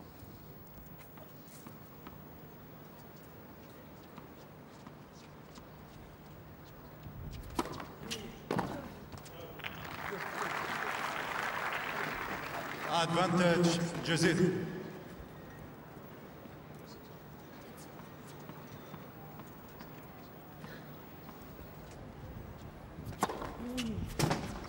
So Tsonga challenging the call. Challenge from The Tsonga. left service box. The ball was called in. Would be a sixth ace for Jaziri.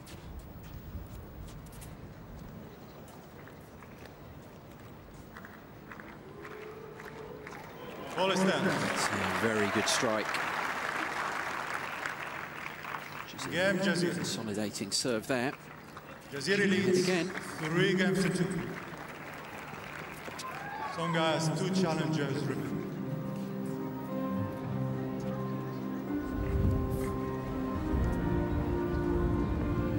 I think is, I don't mean to be patronising here. I mean, the fact is he's still in this match. I mean, you obviously favour Tsonga massively because of who he is, what he's done, the fact he's a set-up, but at the basic level, he's impressed.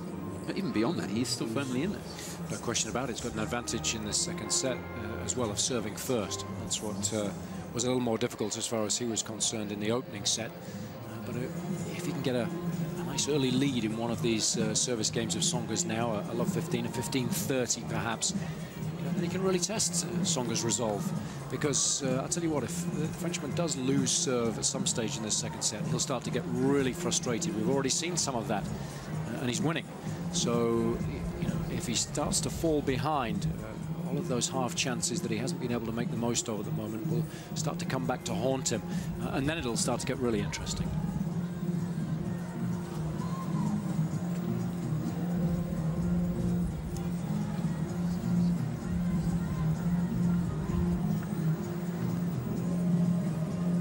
Time.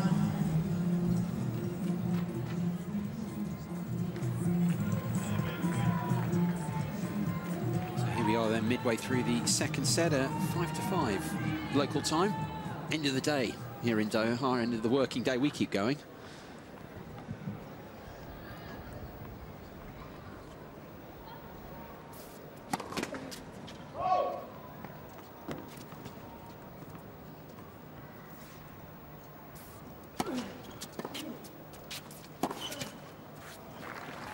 Great start, perfect in fact.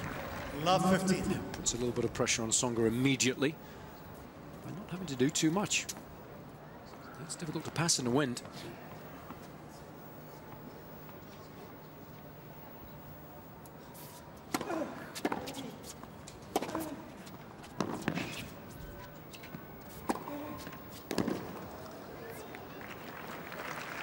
That's a good response. Didn't panic in terms of the approach shot, didn't try and do too much. You know, it's always advisable when it is a little breezy.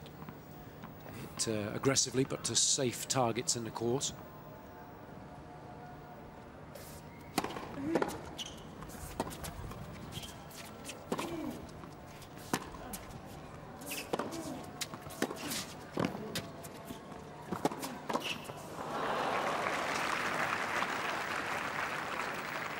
Didn't quite make that.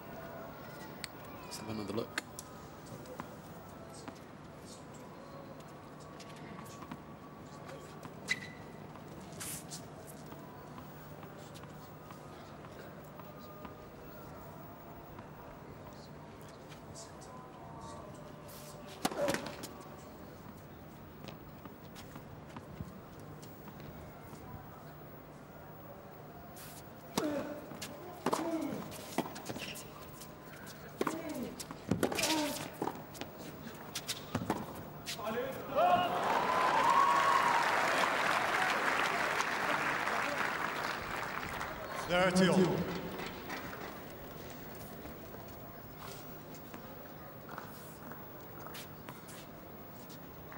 Here's one of those half chances we're talking about, Guy, especially if Jaziri gets a look at a second serve here. Tsonga's only winning 45% of those points throughout the course of the match. 1 of 4 here in the second set. Here it is. Here's the chance. Will he have the courage of his convictions and take this ball on?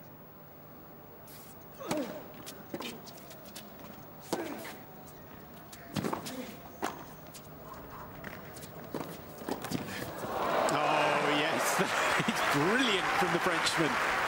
Really tested to the limit. And some pretty decent feel. 40-30. And he had a good shot of making that forehand there. And it was a vicious one, dipping. Tsonga covered it remarkably well. It's all about control of the racket face under extreme pressure here. Fantastic stuff.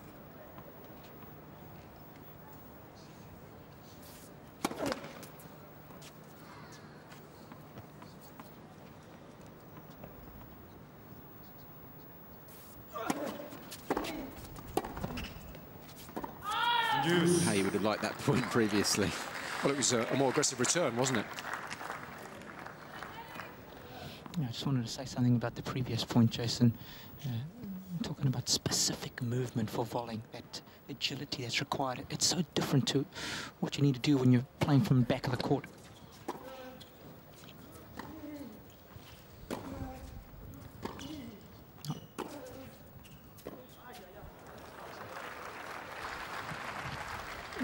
I think a lot more players need to be really specific about their training when it comes to being good at the net, working on their transition game. And those kind of agility, diving volleys is more often than not what it's about, winning points at the net. Whereas from the baseline, I think the movement is a lot more fluid. It is aggressive, yes, but certainly not the same as what it is at the net. I couldn't agree more. It's an excellent point that you make, and you have to really set up your drills specifically in order to hit shots like that time and time again.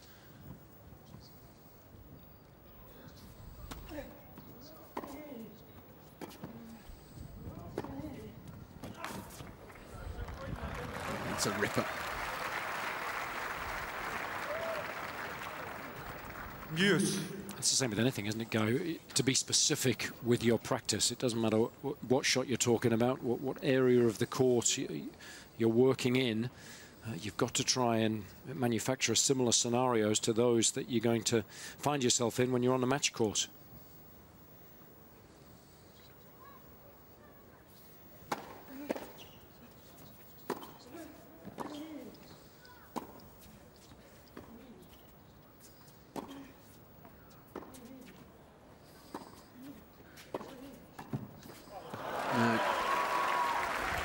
That's a good example of the volleying that I'm referring to earlier, what I'm looking for from him in 2012, because that's a volley he has to make.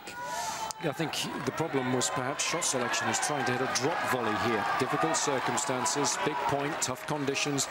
Was it necessary to go for such a delicate shot instead of bunting the ball back down the line behind his opponent, holding his position and asking his opponent to hit a passing shot? Not so sure. Yeah, it's the decision making, isn't it? You're just tied up in with it.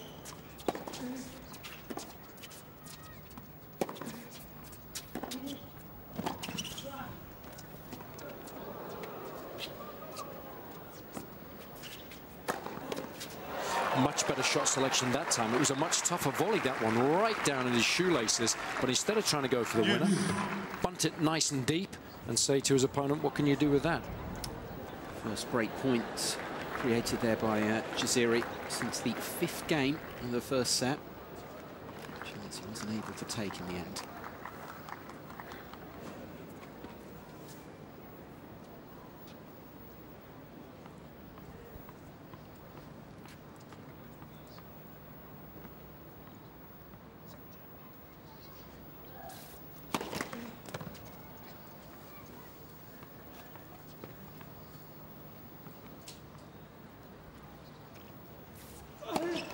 Let's second set.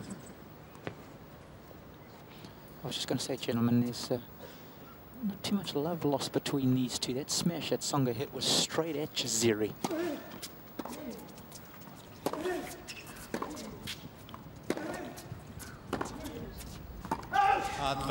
And I've noticed a couple of glares back and forth between these two, and that's one of the nice things about sitting courtside here. You can pick up that kind of body language, and I like the fact that Jaziri hasn't backed down in this match. He's going at Tsonga, hammer and tongs. It's good stuff. No, he's giving as good as he's got so far, hasn't he? You know, top-ranked players, Sky, don't like lower-ranked players, you know, testing them to their very limits, and that's what Jaziri's done today, so far. Oh, he's done it again there. No, I like it. I like it. Oh, he knows he's a good player on the other side of the net, but he's not just being overawed like you see so often in these first, second rounders. They just come on court and they think, oh, and you know, just let the guy roll, you know, just kill me or whatever. It's not happening here. And I think we're in an era where everyone's way too nice to each other anyway, especially at the top of the game. You know, Nadal and Federer, all these guys.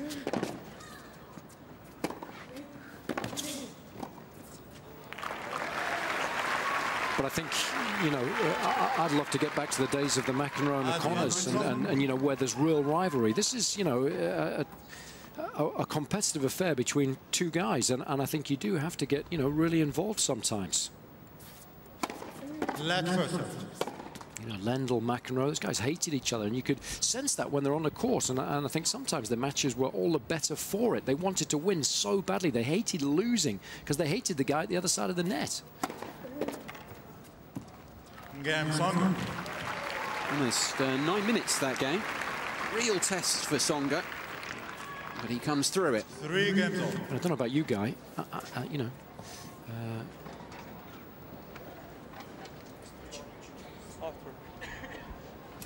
You know, it's just getting the score wrong there. I think he thought it was a change of ends, but certainly isn't. I was just going to say, Guy, that you know, I'm tired of seeing these guys hug each other at the end of matches. You know, telling each other how good they are and how sad they are, and crying and all sorts. Nonsense. Let's get back to the 70s, man. No, absolutely. I think it's shown by the fact some of the best tennis literature at the moment out on the market is focused on that period, that very period that you talk about. Borg, McEnroe, Connors. Great personalities. A bit prickly as well. Yeah. They've made it all the better. Who likes losing? It's personal out there, you know?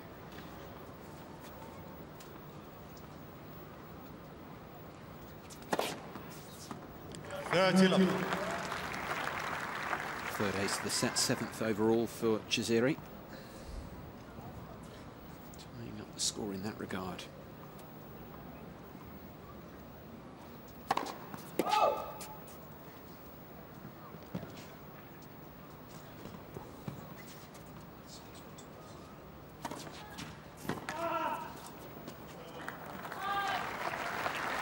Sliding serves are very effective, especially if you can actually get it on the breeze and get the wind to actually help you. Taking the ball away from, you know, your opponent really helps.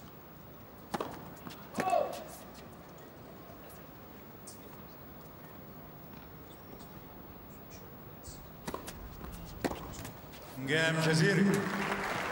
Love game. Jaziri leads. Stay right involved in this match. Could still turn around in an instant. Jaziri on serve in the second.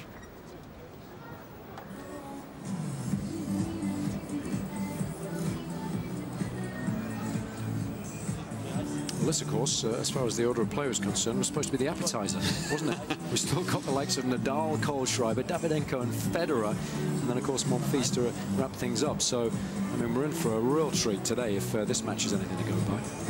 You have to say is down in a large way to the effort of this Tunisian wildcard. Enjoying himself out here and still well in this match. We keep saying it because he is. And I think it's going to be interesting, isn't it, Guy, to watch him throughout the course of the season, because again, you know, conditions here, not necessarily in terms of the win, but in terms of playing on centre court against one of the best players in the world. You've got nothing to lose. It's fantastic. It's what you play the game for. It's why you've spent your whole life practicing. But it's a bit tougher than when you're playing qualies next week or at the Australian Open, or when, you know, conditions don't quite suit your style of tennis on a slower court perhaps. Or when you get some niggly injuries. So how will he respond then? That'll be the big question mark throughout the course of the season. But in terms of firepower, in terms of athleticism, if he can drop a bit of weight as well, then I think there's no reason why, you know, he can't make great strides inside the top 100. Certainly on the evidence of today's performance.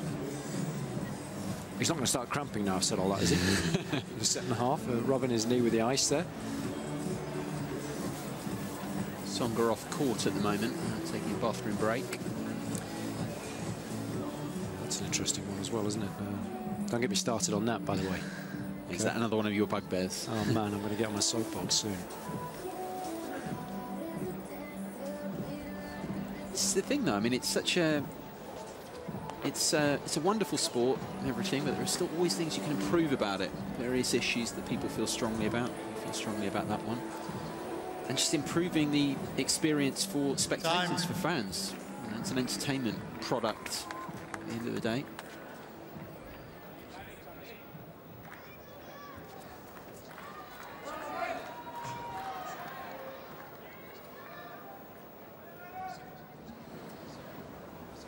Tsonga 3-4, set number 2. Such a tough serve to read, Tsonga's. Same ball toss. He can generate 220 kilometers an hour going hard and flat up the sea, or he can hit that slider out wide.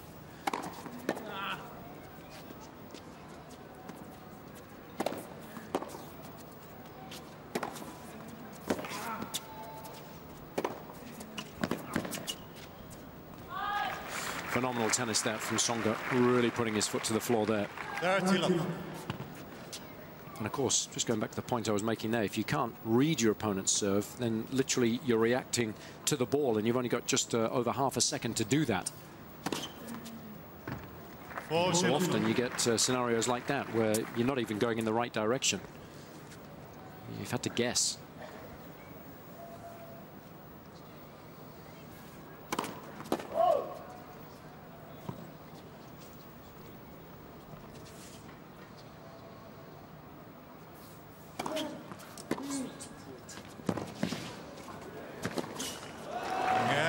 It's much more the type of service game we expect from the world number 6, really stamping himself on things there. 4 games. Always been the case.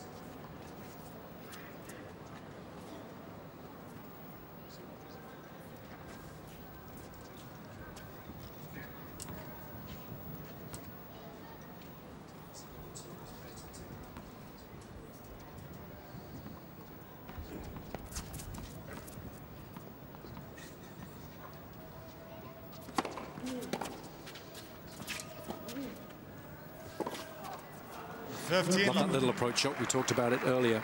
This court does take heavy slice. Ball stays very low. If you're up against someone who, you know, naturally hits with 2 hands on the racket, it can be very difficult to get underneath the ball in a situation like that.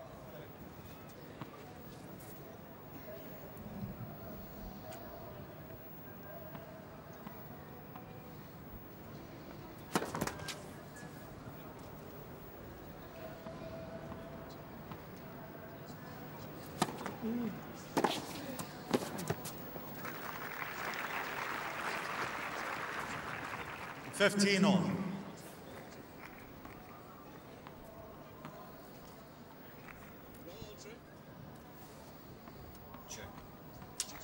Nice preparation. Look how high he takes the racket back, but then drops it down, trying as a result to generate as much racket head speed as he possibly can.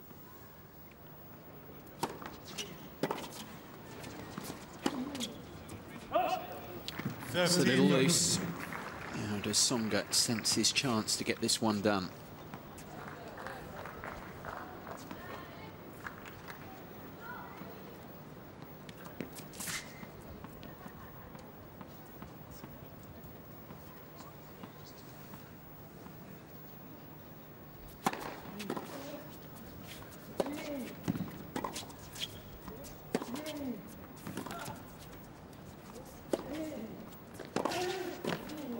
Oh, well done.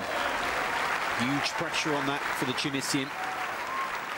And I like the way there, Guy, that he was aggressive, yet he kept things simple. You know, didn't go for the lines. Look at the position there. Well to the left of that centre service line. So he'd followed the line of the ball, which is always advisable, posting some really good numbers at the net. He won 18 of 23 points there. Let first serve.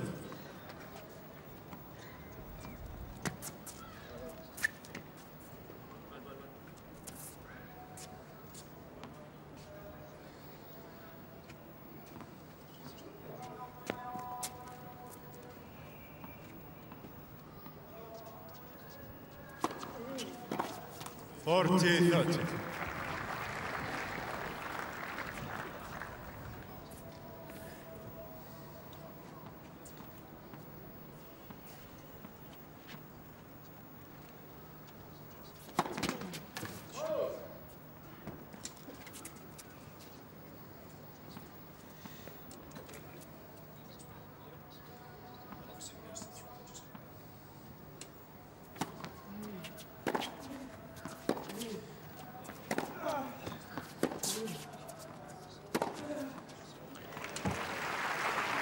Himself to Tsonga. Well in this game now. You.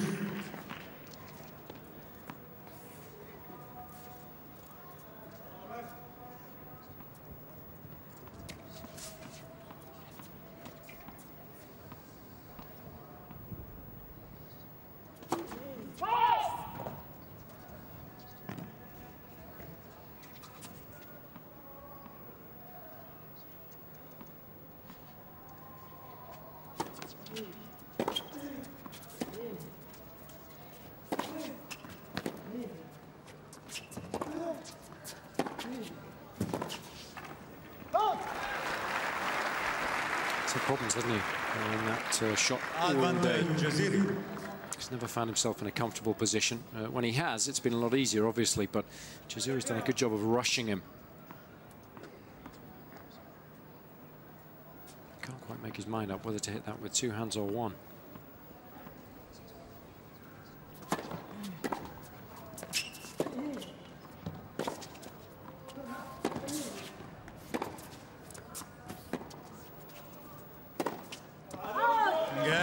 This is out there. Had his chance, she sensed, especially when he got himself to juice. Jaziri comes through. Tsonga served to stay in the second.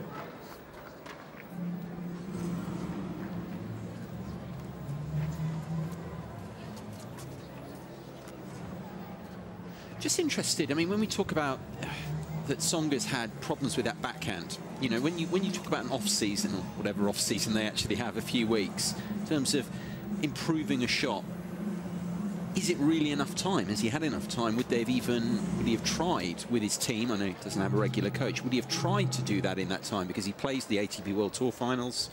He's got a few weeks, and then he's back in it again. What does he do? It's tough, isn't it? Well, I'll tell you what Roger Federer feels about that scenario, and he says 2-3 weeks, which is what you have maximum, because by the time you've taken a bit of time off, you've got to recoup and re-energize for the start of the new season. You've got, you know, 10 days practice. Perhaps you've got to put a lot of work in physically, so you're hitting fewer balls. So it's tougher actually to work on a shot. Federer says it's not possible at all. So he said 3 months you can make some significant differences to your game, but in 3 weeks you can't at all. So I don't think he's had an opportunity to do that.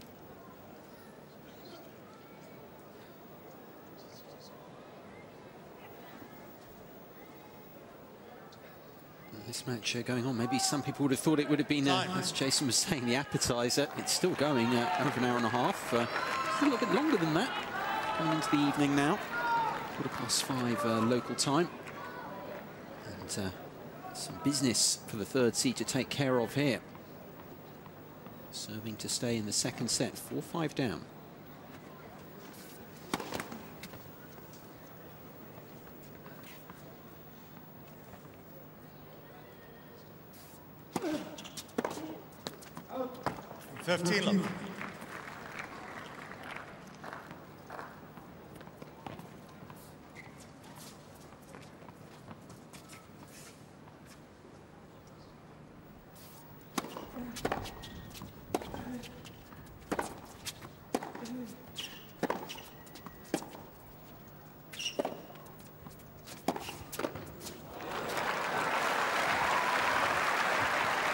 A little fortunate there, no question about that, swinging a little too freely at that volley, but it was close enough to the net that he was able to get away with it.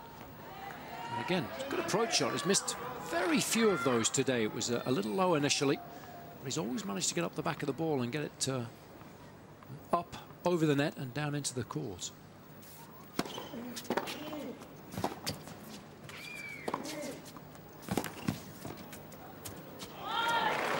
Good leave. Reward there for just some impressive play again. Good shot selections. Yeah, nice approach shot, putting just enough pressure on Tsonga to draw the error, but not trying to do too much and missing the approach. Such a crucial shot. When you've worked hard for the short ball, got to make the most of it. 2 points from the set, Jaziri, from taking this into a decider.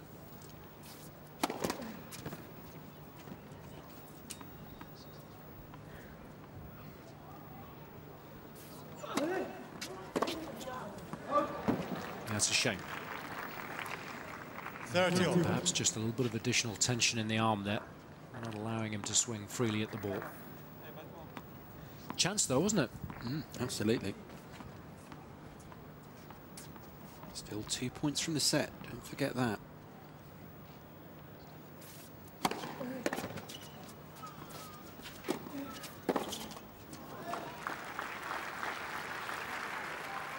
(40-30).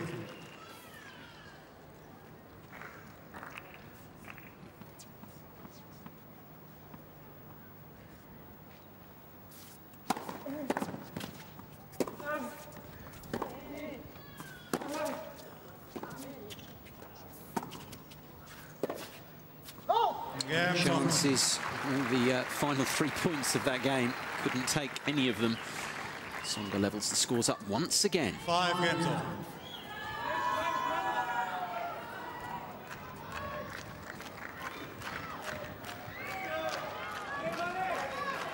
It'll be a little frustrating, that won't it, for the Tunisian, because it's not like Tsonga's boomed down some 210k aces or whatever and has just gone through the game.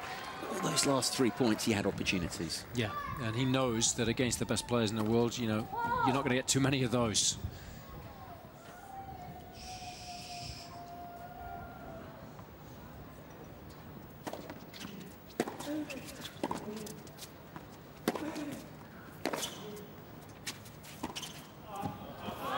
It's a little heavy-handed, just leaning on the ball a little too much, opening the racket face. 15 love. You know, again, the wind perhaps playing its part, blowing the ball into his body, but you've got to make the adjustment. Been out there, you know, around 38 minutes, so you've got to be used to the conditions now.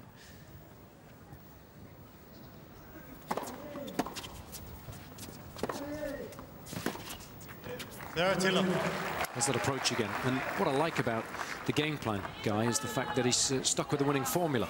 He's not trying to mix it up too much, you know, occasionally to keep Tsonga guessing, but he knows that that shot is successful. Just peppering the backhand and taking the cheap points.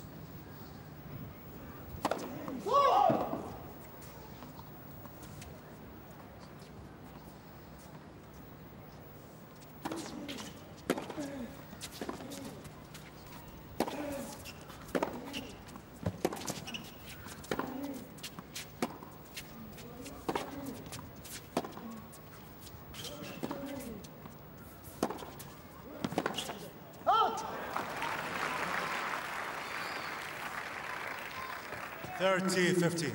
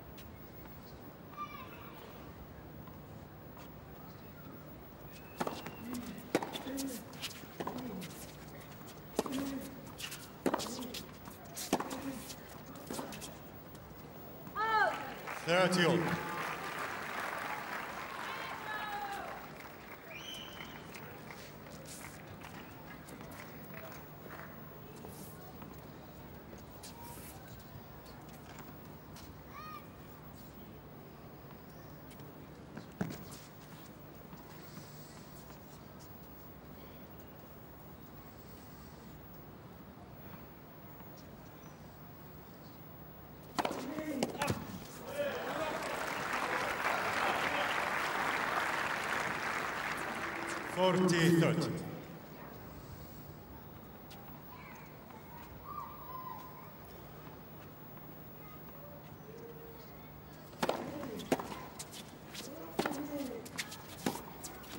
Game Jaziri. Holding serve there, Tsonga just can't manage the breakthrough. Leads 6 games. Work to do once again. Serve to stay in the set once already. He's going to have to do it again in a few moments' time. Yeah, another good game. Yeah, and I think what he's done well is throughout the course of the match, he's never played Tsonga before. He'll have seen him on TV, obviously watched him play matches perhaps, but you never really know until you're on the other side of the net how heavy a ball you're going to have to deal with, favourite patterns of play on serve, where he likes to go on big points, what he likes to do with the approach shots. So I think what he's done is he's worked Tsonga out pretty well, actually, and he's realised that you don't have to do anything that special, or he hasn't had to this afternoon anyway, in terms of the approach shots. So he's kept it simple, and he's just peppered that backhand, and time again it's been successful. I mean, he's come in an awful lot, 27 occasions so far. He's won 22 of those points, 13 of 15 in this second set. So, you know, once he's found a winning formula, he's stuck with it, and you know, has to take a lot of credit for that. Been to the net more often than Tsonga, which is telling as well. Yeah, Tsonga's only been there 19 times and won 14 of those points, but only 7 of 9 points have been won, as far as the Frenchman's concerned, in this second set.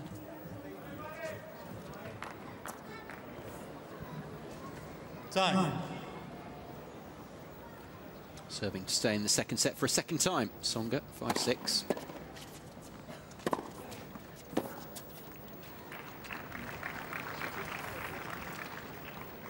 Love.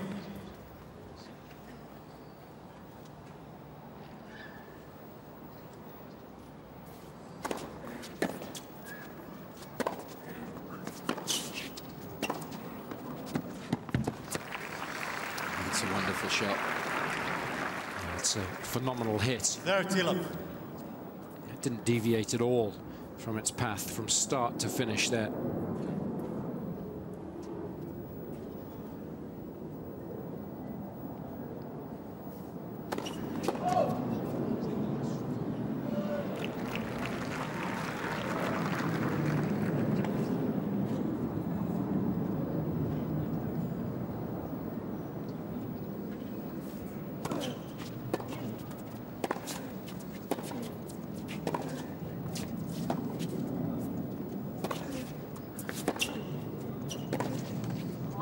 Just misses out there. Where do you rate the Tsonga forehand in terms of the men's game? It's his marquee shot. We talk about the backhand needing an improvement. Where does it really rate amongst the top guys? He's one of the top guys. That particular shot. Yeah, it's an interesting one because I think it looks a bit better than it is sometimes because it's behind such a booming serve, especially indoors.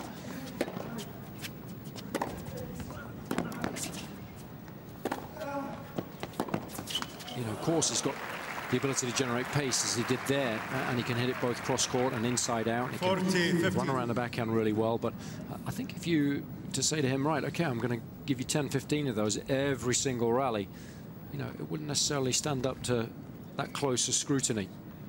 But it doesn't need to when he's playing indoors or on the quicker surfaces because the rallies are shorter. Game song. Quick point there, and it's a big quick game. It will be another 6 games tie-break. on tie-break. Each player receives 1 additional challenge.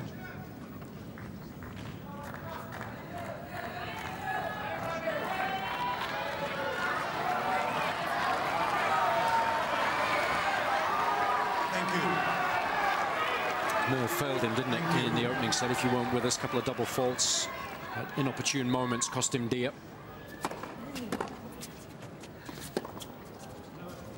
So Jaziri challenging the call on the right baseline. The Challenge ball was from the called in. Tunisian. And this is a big call as well, Guy, because, of course, if he's wrong, he loses the points. You do put all your eggs in one basket here. I always, when they do that, I'm just really looking for the reaction. How convinced is he really? Finest of margins, a millimetre. What a challenge that was. 1-0, Jaziri.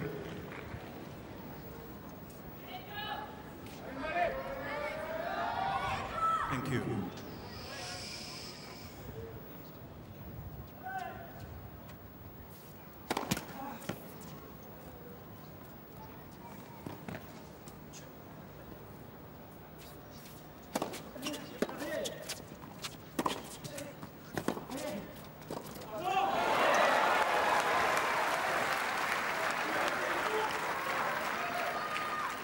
So 0, Jaziri.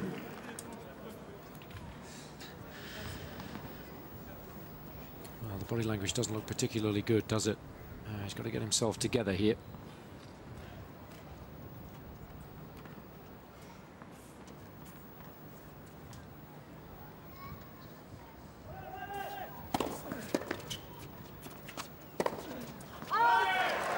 Oh dear. He was one mini breakdown in the opening set, came back. Now, this is a bit more dicey for Tsonga. And it's the manner of the way in which the points have been lost. A couple of horrible shots there. What a chance for Jaziri here. It's a wonderful platform. Thank you. Thank you.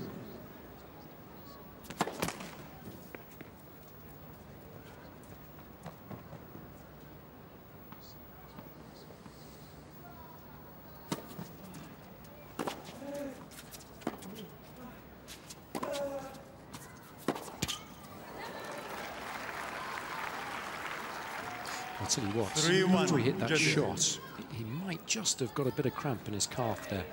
And you saw him just stretching out his foot there a little bit, and that doesn't bode particularly well. A, it's not that hot today, and B, you know, we're only at the tail end of the second set here. We did mention at the beginning of the match we didn't think he was in, you know, the best possible shape. That might hurt him here. Let first.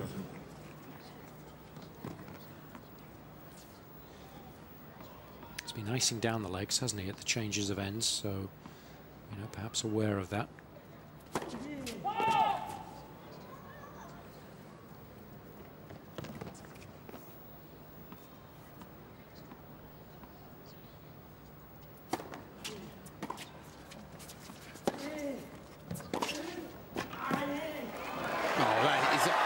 Absolutely outstanding pickup. And it was a combination of shots as well that was fabulous, because there was a variation there on the approach shot. He has been going inside out most of the time, but Tsonga did really well with the forehand to get that one dipping viciously. What a pickup that was. Absolutely fabulous. It's all about opening the racket face here, taking pace off the ball, and he did that wonderfully well. What a dig.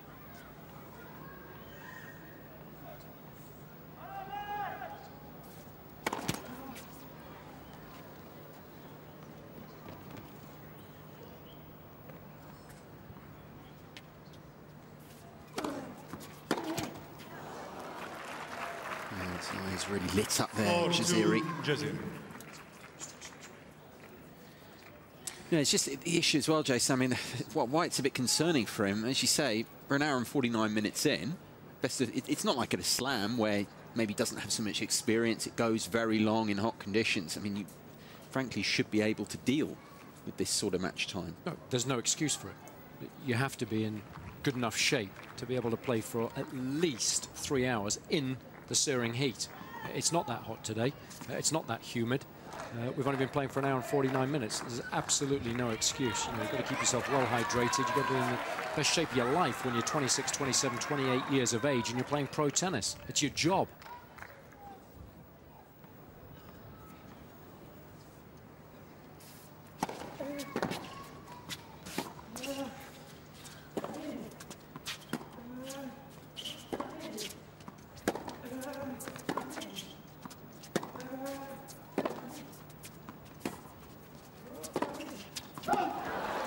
So sensible from Tsonga. He took a bit of pace off the groundies there, and he was just putting the ball back in play. 4-3, Jaziri. It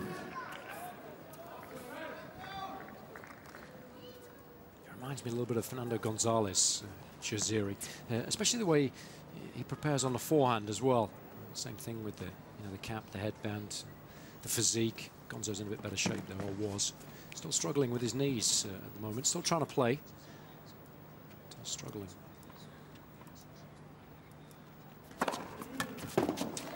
Tsonga challenging the call. On the right service line, the ball's called in. Key time in this second set tiebreak. I think that was a peach. I think it hit both lines. Right. Call is done. 5-3, Jaziri. Tsonga's Jaziri closing in on this second set.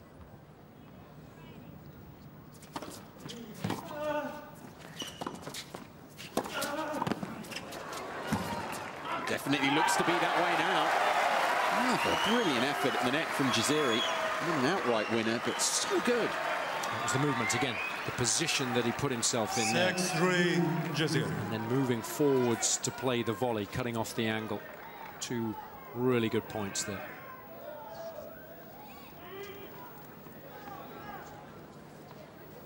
What a moment for the Tunisian. Set point.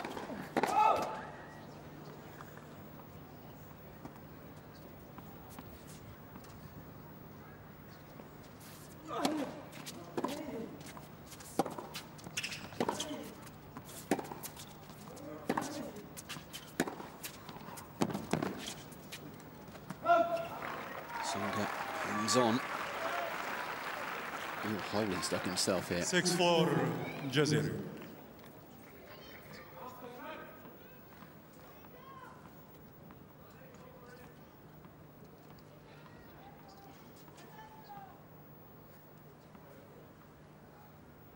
Second set point. 6-5, Jaziri. Puff of the cheeks from Jaziri, because this is the big moment. Set point number 3, this time on his serve.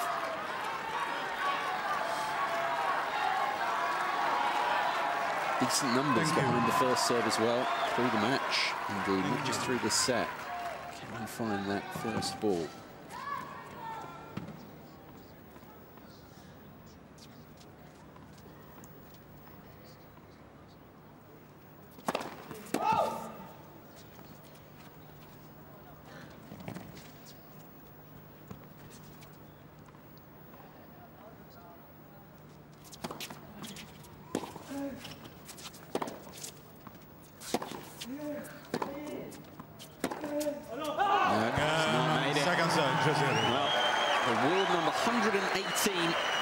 Justifies the tournament organisers' faith in him and giving him a wild card, because he's taken a set off the world number 6, the 3rd seed Jo-Wilfried Tsonga, into a decider here.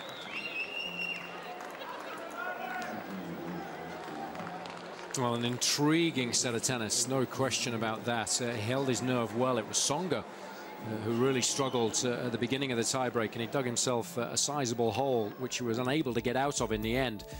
And as you quite rightly suggested, guys, some good numbers on serve from Jaziri.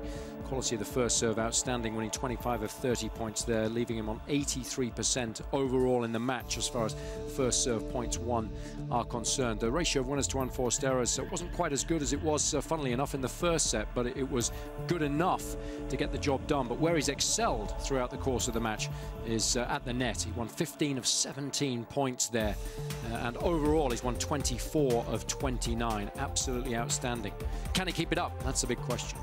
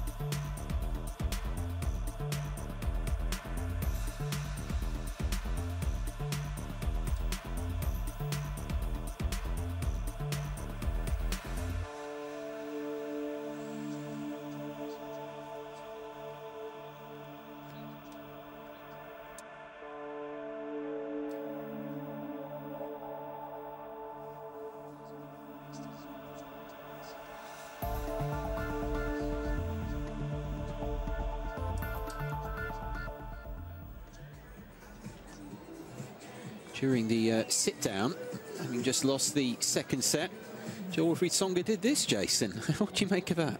I think he's just trying to stretch out the back, I think. Perhaps a little bit of the lower back and the hip area as well. Not wanting to call a trainer, or just trying to keep cool on top of the fridge, one or the other. He's in quite a match now, the 3rd seed. Nothing to choose between them with almost 2 hours on the match clock. Tsonga won the first set on the tiebreak to 5. Jaziri took the second exactly the same way. Here's the final set about to begin.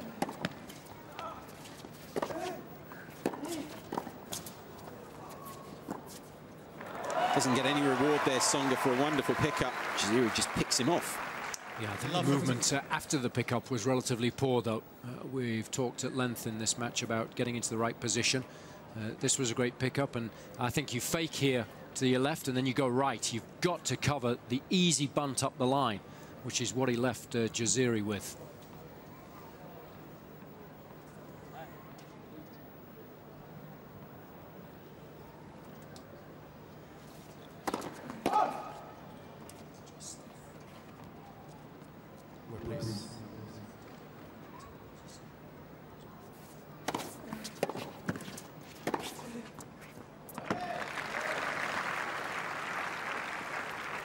The key for me, Guy, in this deciding set is Tsonga remaining cool, calm and collected. So I'm getting awfully frustrated in that second set, and we all know how tough it is to play your best tennis when that happens.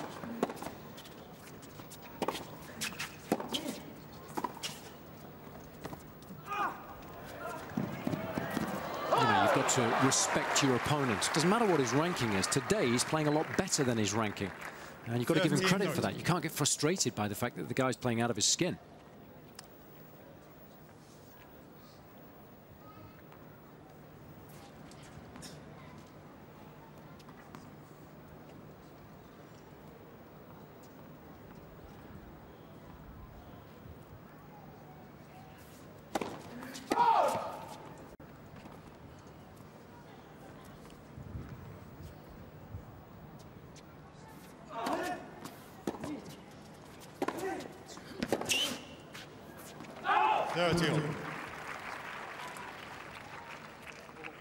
It's an interesting point you make, because how many players have played good tennis when they lose it? Not many, historically. You know, probably count them on the fingers of one hand. Well, it was only McEnroe, really, I think, in my mind, that was able to use that scenario to firstly upset his opponent and then B, respond positively afterwards and play even better because of it. It got himself fired up.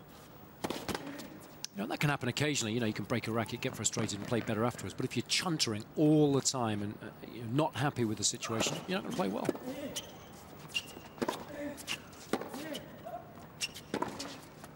Out. 30-40. Tsonga threatening to unravel here. The start of the deciding set. Here's the breakpoint statistics for you. Jaziri is threatened in a couple of games during the match. Hasn't broken through as of yet. Here now, another chance to do so.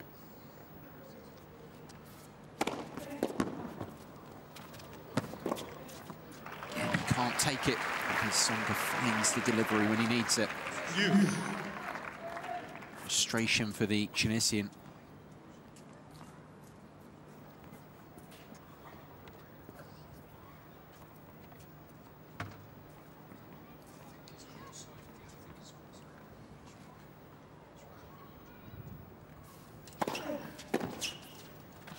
Advantage on.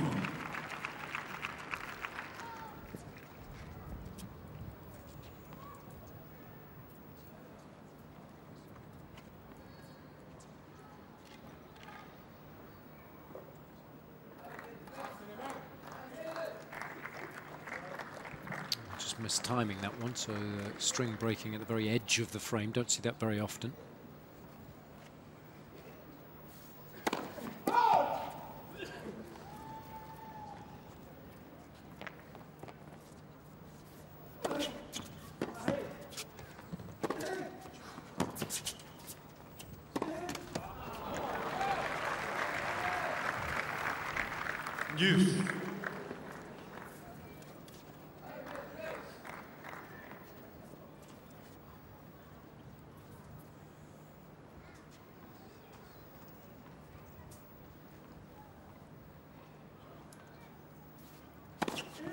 Advantage on.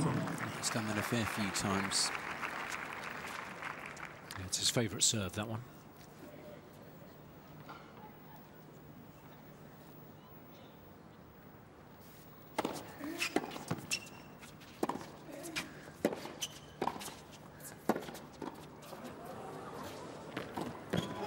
Just picks him off, gobbles it up. And again, there's no need to panic there. Good first volley. Hold your ground. If the guy rips another one at you, give him the same shot back. Make him do it 2, 3, 4 times in a row. You're trying to manufacture a winner there when it wasn't the time or the place to do so. You know, don't panic at the net. Put yourself in your opponent's shoes. Tough to pass. Advantage on. Again, refer back to Tsonga. It's the shot selection, decision making. It's the key thing. I'm going to hit wonderful shots. He's got wonderful ability, but looking to go to the next level. That's a key aspect of things for the Frenchman. Game Tsonga. New ball. Gets it done, though. Largely brought about by his serving, which continues to be impressive. Tsonga holds serve in the opening game of the deciding set.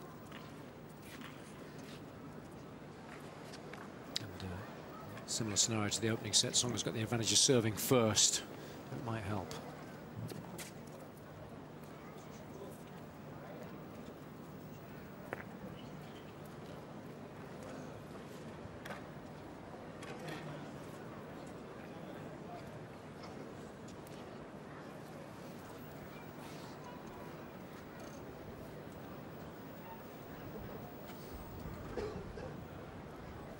That's the Emir courtside, so thoroughly enjoying this match, I'm sure, as is everybody who's lucky enough to have a ticket today.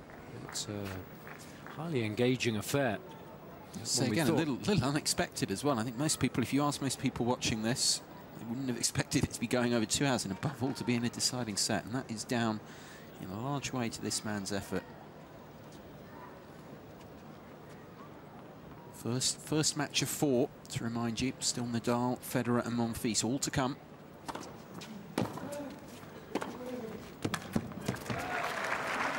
One-two executed to fine effect there by Jaziri.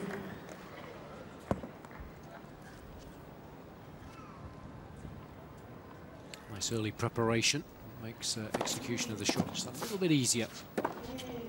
30 love. And cleans the line there with that one. It can hurt you off both wings, no question about that.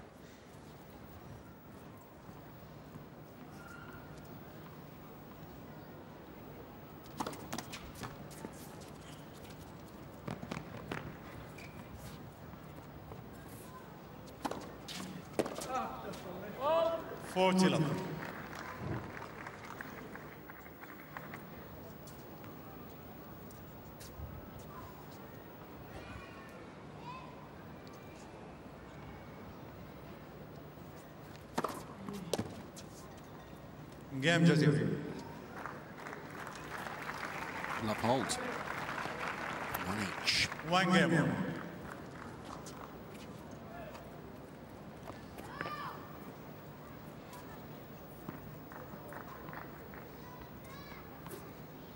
Thank you.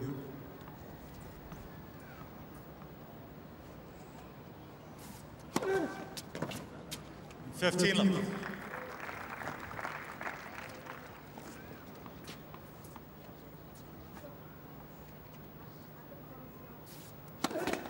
Let first.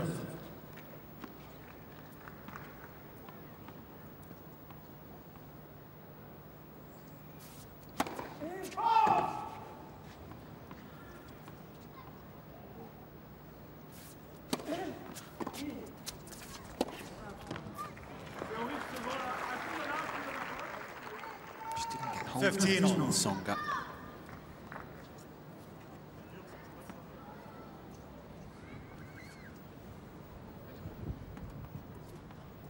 How he's viewing this first match of 2012. Did he want a battle like this in his opening match? He's certainly getting one.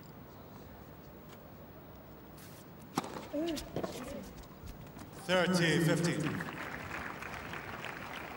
I mean, you certainly want to win, don't you? And if you win ugly, it doesn't matter.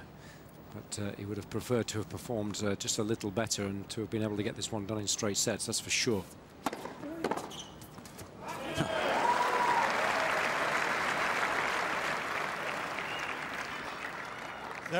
He's been shocked by the quality of tennis that's come at him this afternoon. Barely out of his motion there. That one just whistled by him. Yeah, he's reading Tsonga's serve really well. Occasionally he's getting beaten by the slider out wide to the right court, but apart from that, he's doing really well. I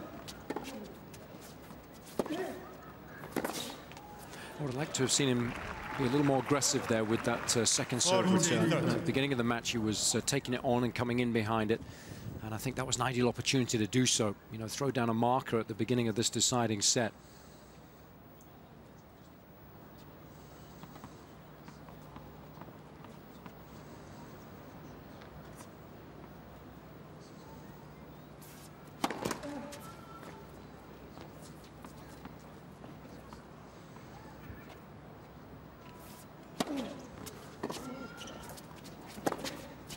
Games on.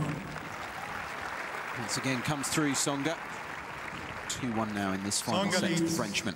2-1.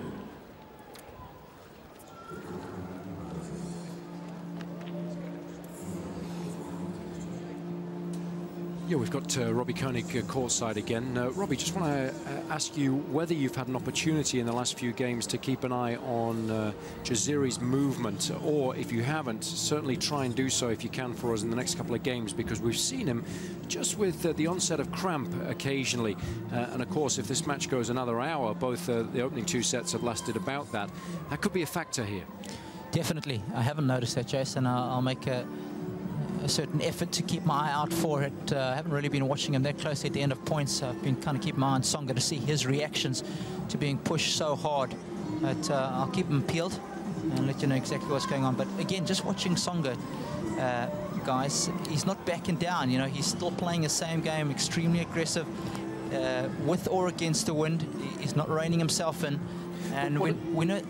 But what have you made of his attitude, Robbie? Because I've been a little disappointed with how frustrated he's got so far today.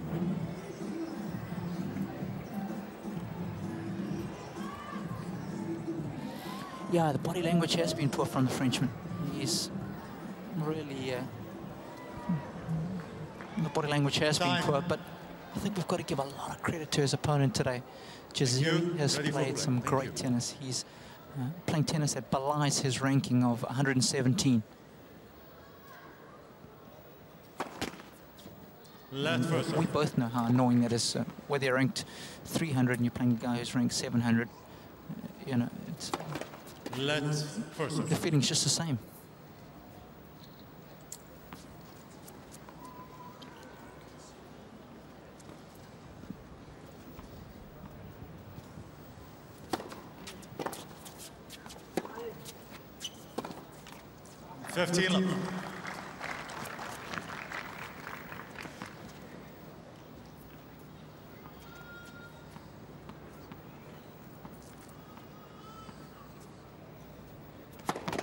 Let first.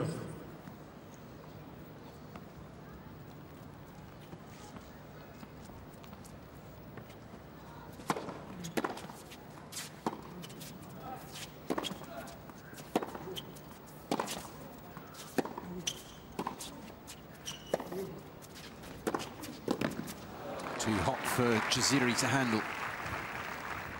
Able to get into a better position there, Tsonga, wasn't he? Better platform to hit from on that occasion, so he was able to generate more pace, time the ball a little more sweetly.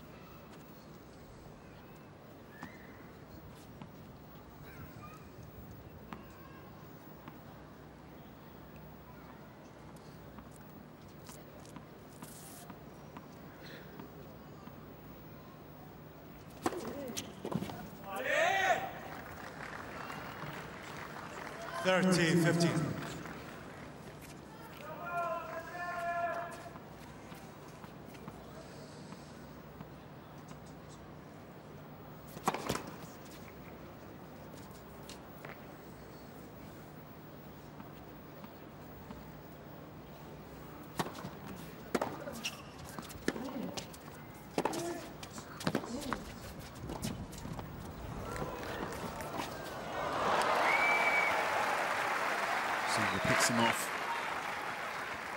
Yeah, apologising because the ball clipped the top of the net, but what I liked about his movements at the net was the way he was able to close it out. Look how he moves forwards there, and that means that Jaziri didn't have time to react to the ball. But the Frenchman there was more than a little fortunate.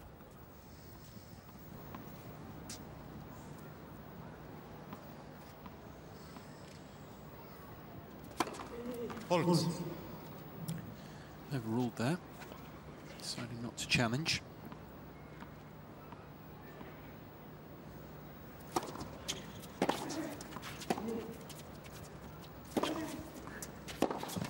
Again, a real purpose there about Tsonga. I agree with you. That's pleasing from his point of view. Real energy about that approach.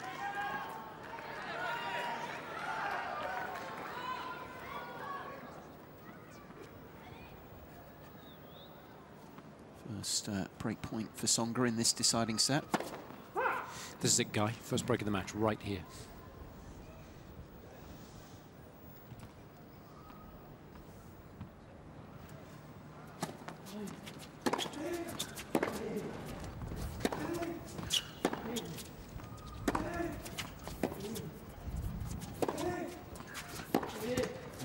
Takes his chance. It is the first break of the match, and it's gone the way of Jo-Wilfried Tsonga. The Frenchman breaks for a 3-1 lead deciding set.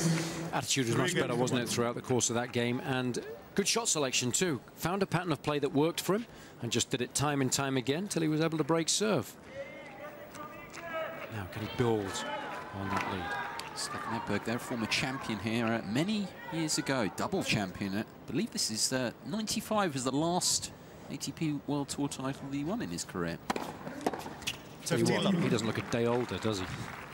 I want what he's taking. Looks very fit. Still plays a little bit. Saw him playing with one of his kids this morning in the hotel. 30 love. A whole host of former champions have been asked back this year to help celebrate the 20th anniversary of the tournament. And it's an illustrious list, former winners here. 40 love. New memories of Edberg. Lots of phenomenal ones, because he was one of my heroes when I was growing up. That era of Edberg and Becker, those classic matches at Wimbledon, serve and volley style. Game Tsonga. I know Edberg's coach relatively well, Tony Pickard. Phenomenal career the Swede had. Tsonga leads straightforward rubber stamping of the break there for Tsonga. He's looking good now in this deciding set. 4-1 the lead for the third seed.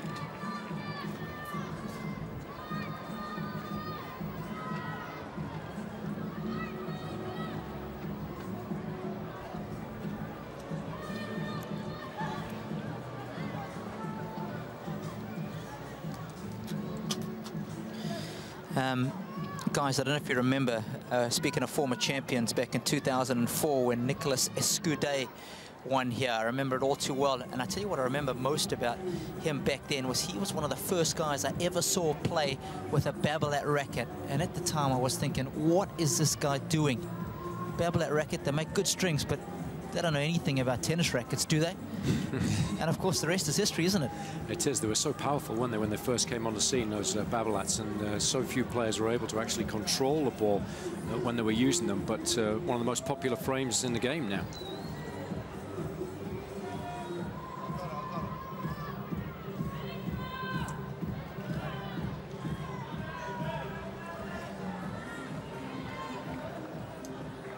It's amazing, isn't it, Guy? We've been playing for 2 hours and 13 minutes. Time. An extremely tight match, but how quickly things can change. Jaziri now very much in a hole.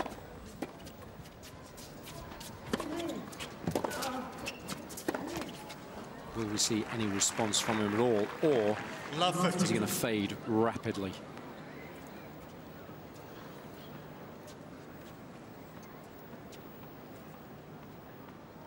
A real run put together by Jo-Wilfried Tsonga. That's what he can do to people. Speeding away. And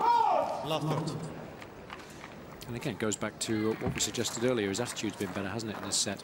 I think losing that second set probably, did him the world of good, because he realised, hang on a minute, I'm not going to be able to win with this kind of attitude. I've got to pull myself together here, and he has done.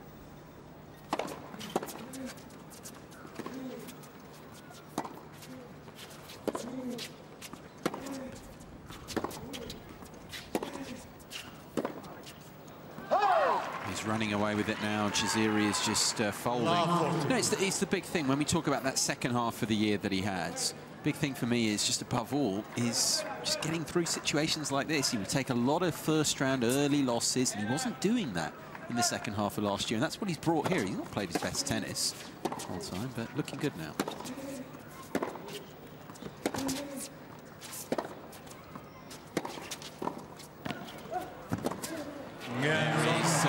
Will probably be the crucial second break of serve. Breaks to love, and Tsonga will serve for it. Probably. It better be. Tsonga leads. There's no way Tsonga wants to relinquish a 5-1 lead in the deciding set here. I remember in Canada, Roger Federer had a 5-1 lead on him final set, and then Tsonga did what he can do, which is what he's done here in reverse. He's just ripped together a run of games. It's taken him to the brink of second round place here. Serving for the match, Tsonga, 5-1.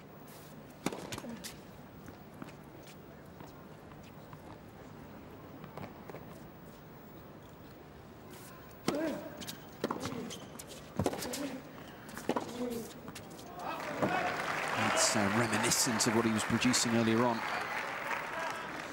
And even if he goes on to lose this match, of course, there are so many positives that he has to take from this particular encounter. Needs to use it as a platform, really, for bigger and better things throughout the course of the season.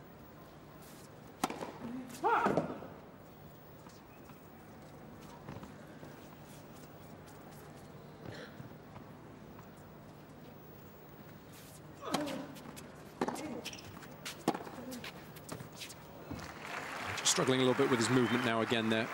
Wasn't able to chase that one down. 15. That's something that he has to improve. There's no question about that. It's a long season. If his ranking gets a little higher, he's going to be in a lot of matches that are at least as tough as this one. 30-15. They're going to be played in more brutal conditions most of the time. It's going to be hotter. It's going to be more humid. There's no way he can be fading physically after a couple of hours out there.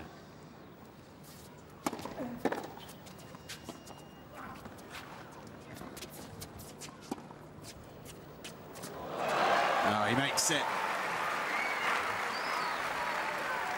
2 match points now.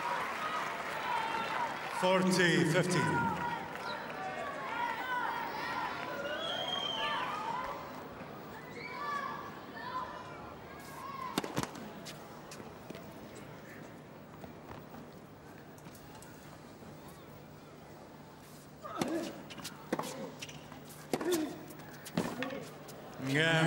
Not sure anyone inside here in the second quarter expected this to be quite this tough.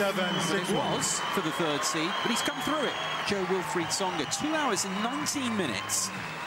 You've got to credit this Tunisian wildcard, Malek Jaziri, a name to watch out for, perhaps. Pushed him hard, but it's Tsonga in the end who comes through. 6-1 in the decider.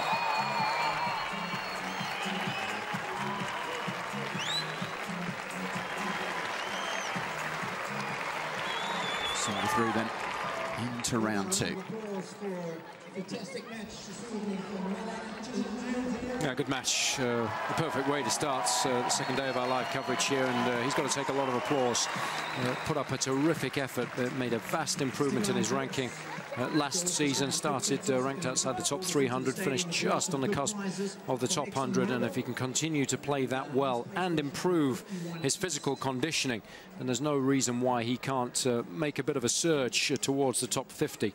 But of course, this is perfect. You're playing against one of the best players in the world. You've got nothing to lose on one of the biggest courts our game has to offer. So you've got every chance of excelling if you can handle your nerves. He proved today that he can do that. But how is he going to play when the conditions are slightly tougher and there's not that many fans playing and he's not up against one of the world's best competitors?